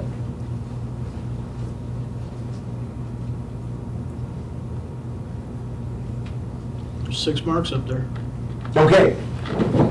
So, no, it's Professor. I got to stand up. These things that we're looking at, these challenges, those challenges are going to be there, and not doing this doesn't solve any of those challenges, in my view. So it's not as though if we don't do anything, all of a sudden any of this magically goes away. It doesn't. We still have to address these things. These things are incremental, not mutually exclusive. And there will be more. Next year we'll sit here and there'll be another thing on this list, another thing on this list, another thing on the list, in 2020, 2021. There's always something. And we address those things. What I've always advocated for is this is something that's been around for 15 plus years. Let's take it off the list.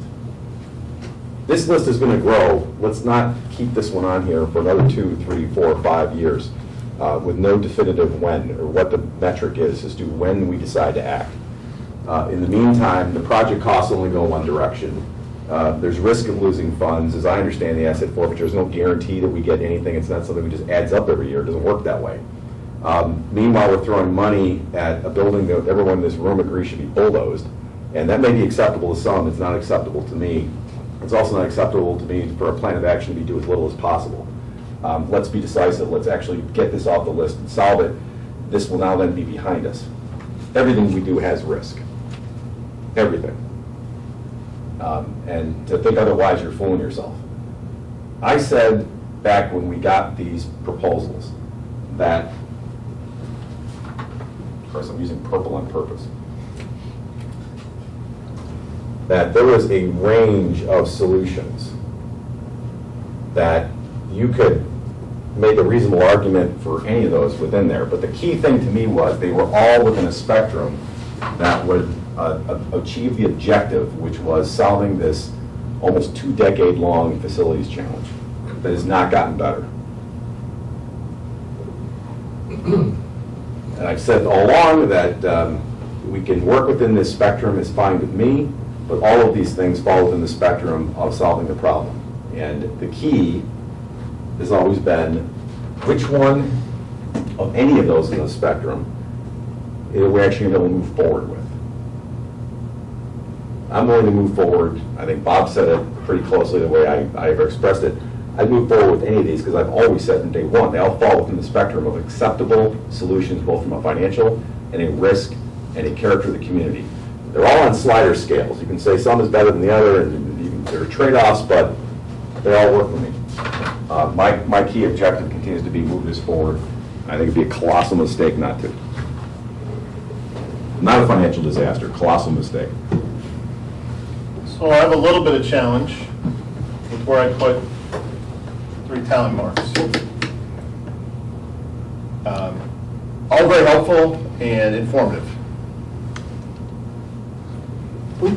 Move mine to the town hall. I mean, this is not hard math. Can move mine there too. Check marks. I mean, We gotta get 4. I obviously have a preference, Greg has a preference, blah, blah, blah, but we're not getting 4. You basically can take Bob and mine and put one against all of them, and then however many has 4, there you go.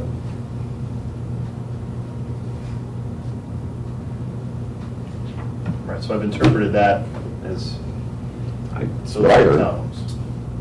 I think it's the only one that has 4.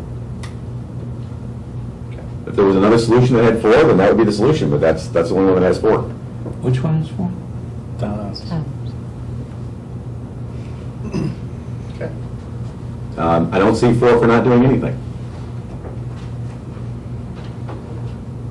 Yeah, that's the one place you can't put my mark. No, absolutely not. And there's been concern expressed earlier in the evening that we shouldn't move forward without 5. I think a majority, we go. Part of that's the legal question. Part of that's the legal question, whether there's any showstoppers down the road. So what we'd like to do here is, this is good direction. We're not actually, council's not actually voting on anything. Right. The tally marks were to help us develop consensus and where we had agreement and disagreement. What staff will do is take this as general direction, and we'll lay out a bunch more information about what this would look like from step A to step whatever to get us from here to there, and what things are required. We'll inform you of that, and then if we still have a majority council want to go forward, we will start moving those actual items forward. Because at some point, we actually do need to vote. So this is great direction. From the staff's perspective, we have achieved this meeting's objective. Okay, I appreciate everybody talking about it. I thought the conversation was good, so on and so forth. Comments, questions from the audience? Question. Yes. And a comment. Can the forfeiture funds be used for other things other than capital projects?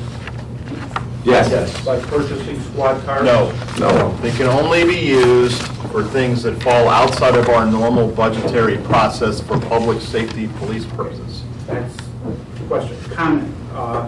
When this TIF proposal started, we were told that we could build a combined police station and village hall and not affect my taxes. Well, that not affect number is about $30 million for the townhouse proposal in TIF. And that may be a little fuzzy because I don't know if that includes, that's the 1.1 million and the amount that we're short. That doesn't include any improvements to Washington Street, relocation of Village Hall, and there's another big, there's free shooting range that we have now that was not in the original proposal. So it's just, people do listen to what council members say and pay attention. And I was just at a meeting or a luncheon the other day, and somebody asked about the last proposal on Ogden Avenue. Do we still need a firehouse north of the tracks? Is that going to come up next? So again, the things that have been said in the past keep coming back around. I think the council needs to do a better job of educating residents of this town about what we need and how we're going to get there, how the TIF works, and exactly how we're going to pay for everything. Thanks. Other questions, comments? Yes, please. One comment is or question maybe, is to ask, is it not somewhat inconsistent to say that the partnerships with other governments is something that we're trying to be independent of, but then turn around and say, well, we got to take care of this action before we risk losing the asset forfeiture funds? That seems to me a dependence on external sources that we're professing we don't want to I think I can add clarity to that. The asset forfeiture fund is actually in our direct control and in our bank account right now. It's just that we have to use it within 36 months of acquiring it. Or lose it. Or we lose it. So it's actually in our direct control under the rules and regs. So it's actually sitting in our accounts. A second, and maybe several further comments. I have to say I've been struck when I've tried to pay attention to comprehensive planning that goes on in this village, that it feels to be somewhat free-floating. And in saying that, what I refer to is the idea that there's very little in the way of what I would interpret as a range of scenarios. So that when the comment was made before about, for example, the recession was not foreseen by anyone, I would, on the one hand, differ with that, other than perhaps saying, I don't know whether the village was paying attention to the issue of recession or not. But I do recall hearing the idea that because it was unforeseen, whatever plans were going on with respect to facilities planning at that point were stopped in their tracks. And I bring that up to reinforce what I was hearing from at least two of the commissioners here, voicing their concern about the tremendous uncertainty, more visible with respect to the state of Illinois, less visible with respect to what's going on within the United States, as to what is going to happen should any plan be adopted here and the consequences thereof in terms of whether it will succeed or not, how risky it actually is, and so forth. So tying that point back to my initial comment about planning and scenarios, I guess what I would find helpful is if, in fact, the council envisions going forward with any proposal, that it includes some sense of what the worst-case scenario might be, what could happen that we envision would be the worst, and what would be the consequences thereof. Commissioner Waldeck's comments, I think, kind of spoke to that a little bit for me, as did some of the others. But I think if that was incorporated into the discussion, it would be much more reassuring if, in fact, there is an interest in moving ahead under the notion that the risk is acceptable. It would be, I guess, to be succinct, the risk would be acceptable if it was articulated more clearly what we think the risks are.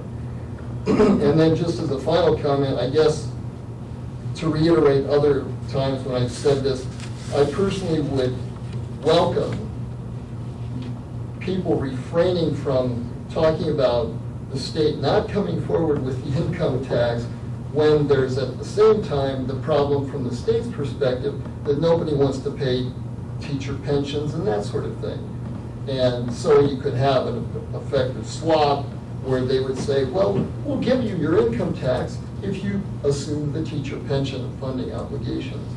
So unless there's some dispute in my thinking, that's not an appropriate location of responsibility. I think any finger pointing of this sort, given the entireness that exists in the state of Illinois, would be extremely helpful moving forward. Thank you. Thank you. Other questions or comments?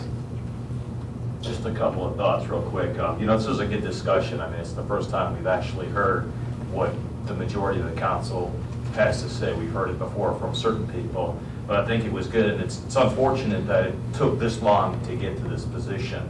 I'm quite surprised at the amount of distrust it seems like there is amongst their colleagues and with vendors and with people in general.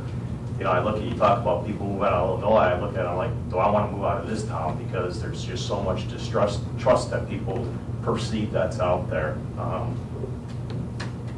The other thing we talked about is, I heard the townhouse is a good thing, it's what I want, but we talk about an office building not being good there, but you're going to build one 1,000 feet away, or wherever you're planning on putting Village Hall, which just seems you'll have your bookend and then office and then more residential. It just seems inconsistent, and I think it's really, what do the residents want? And I'm sure you guys get a lot of input from them.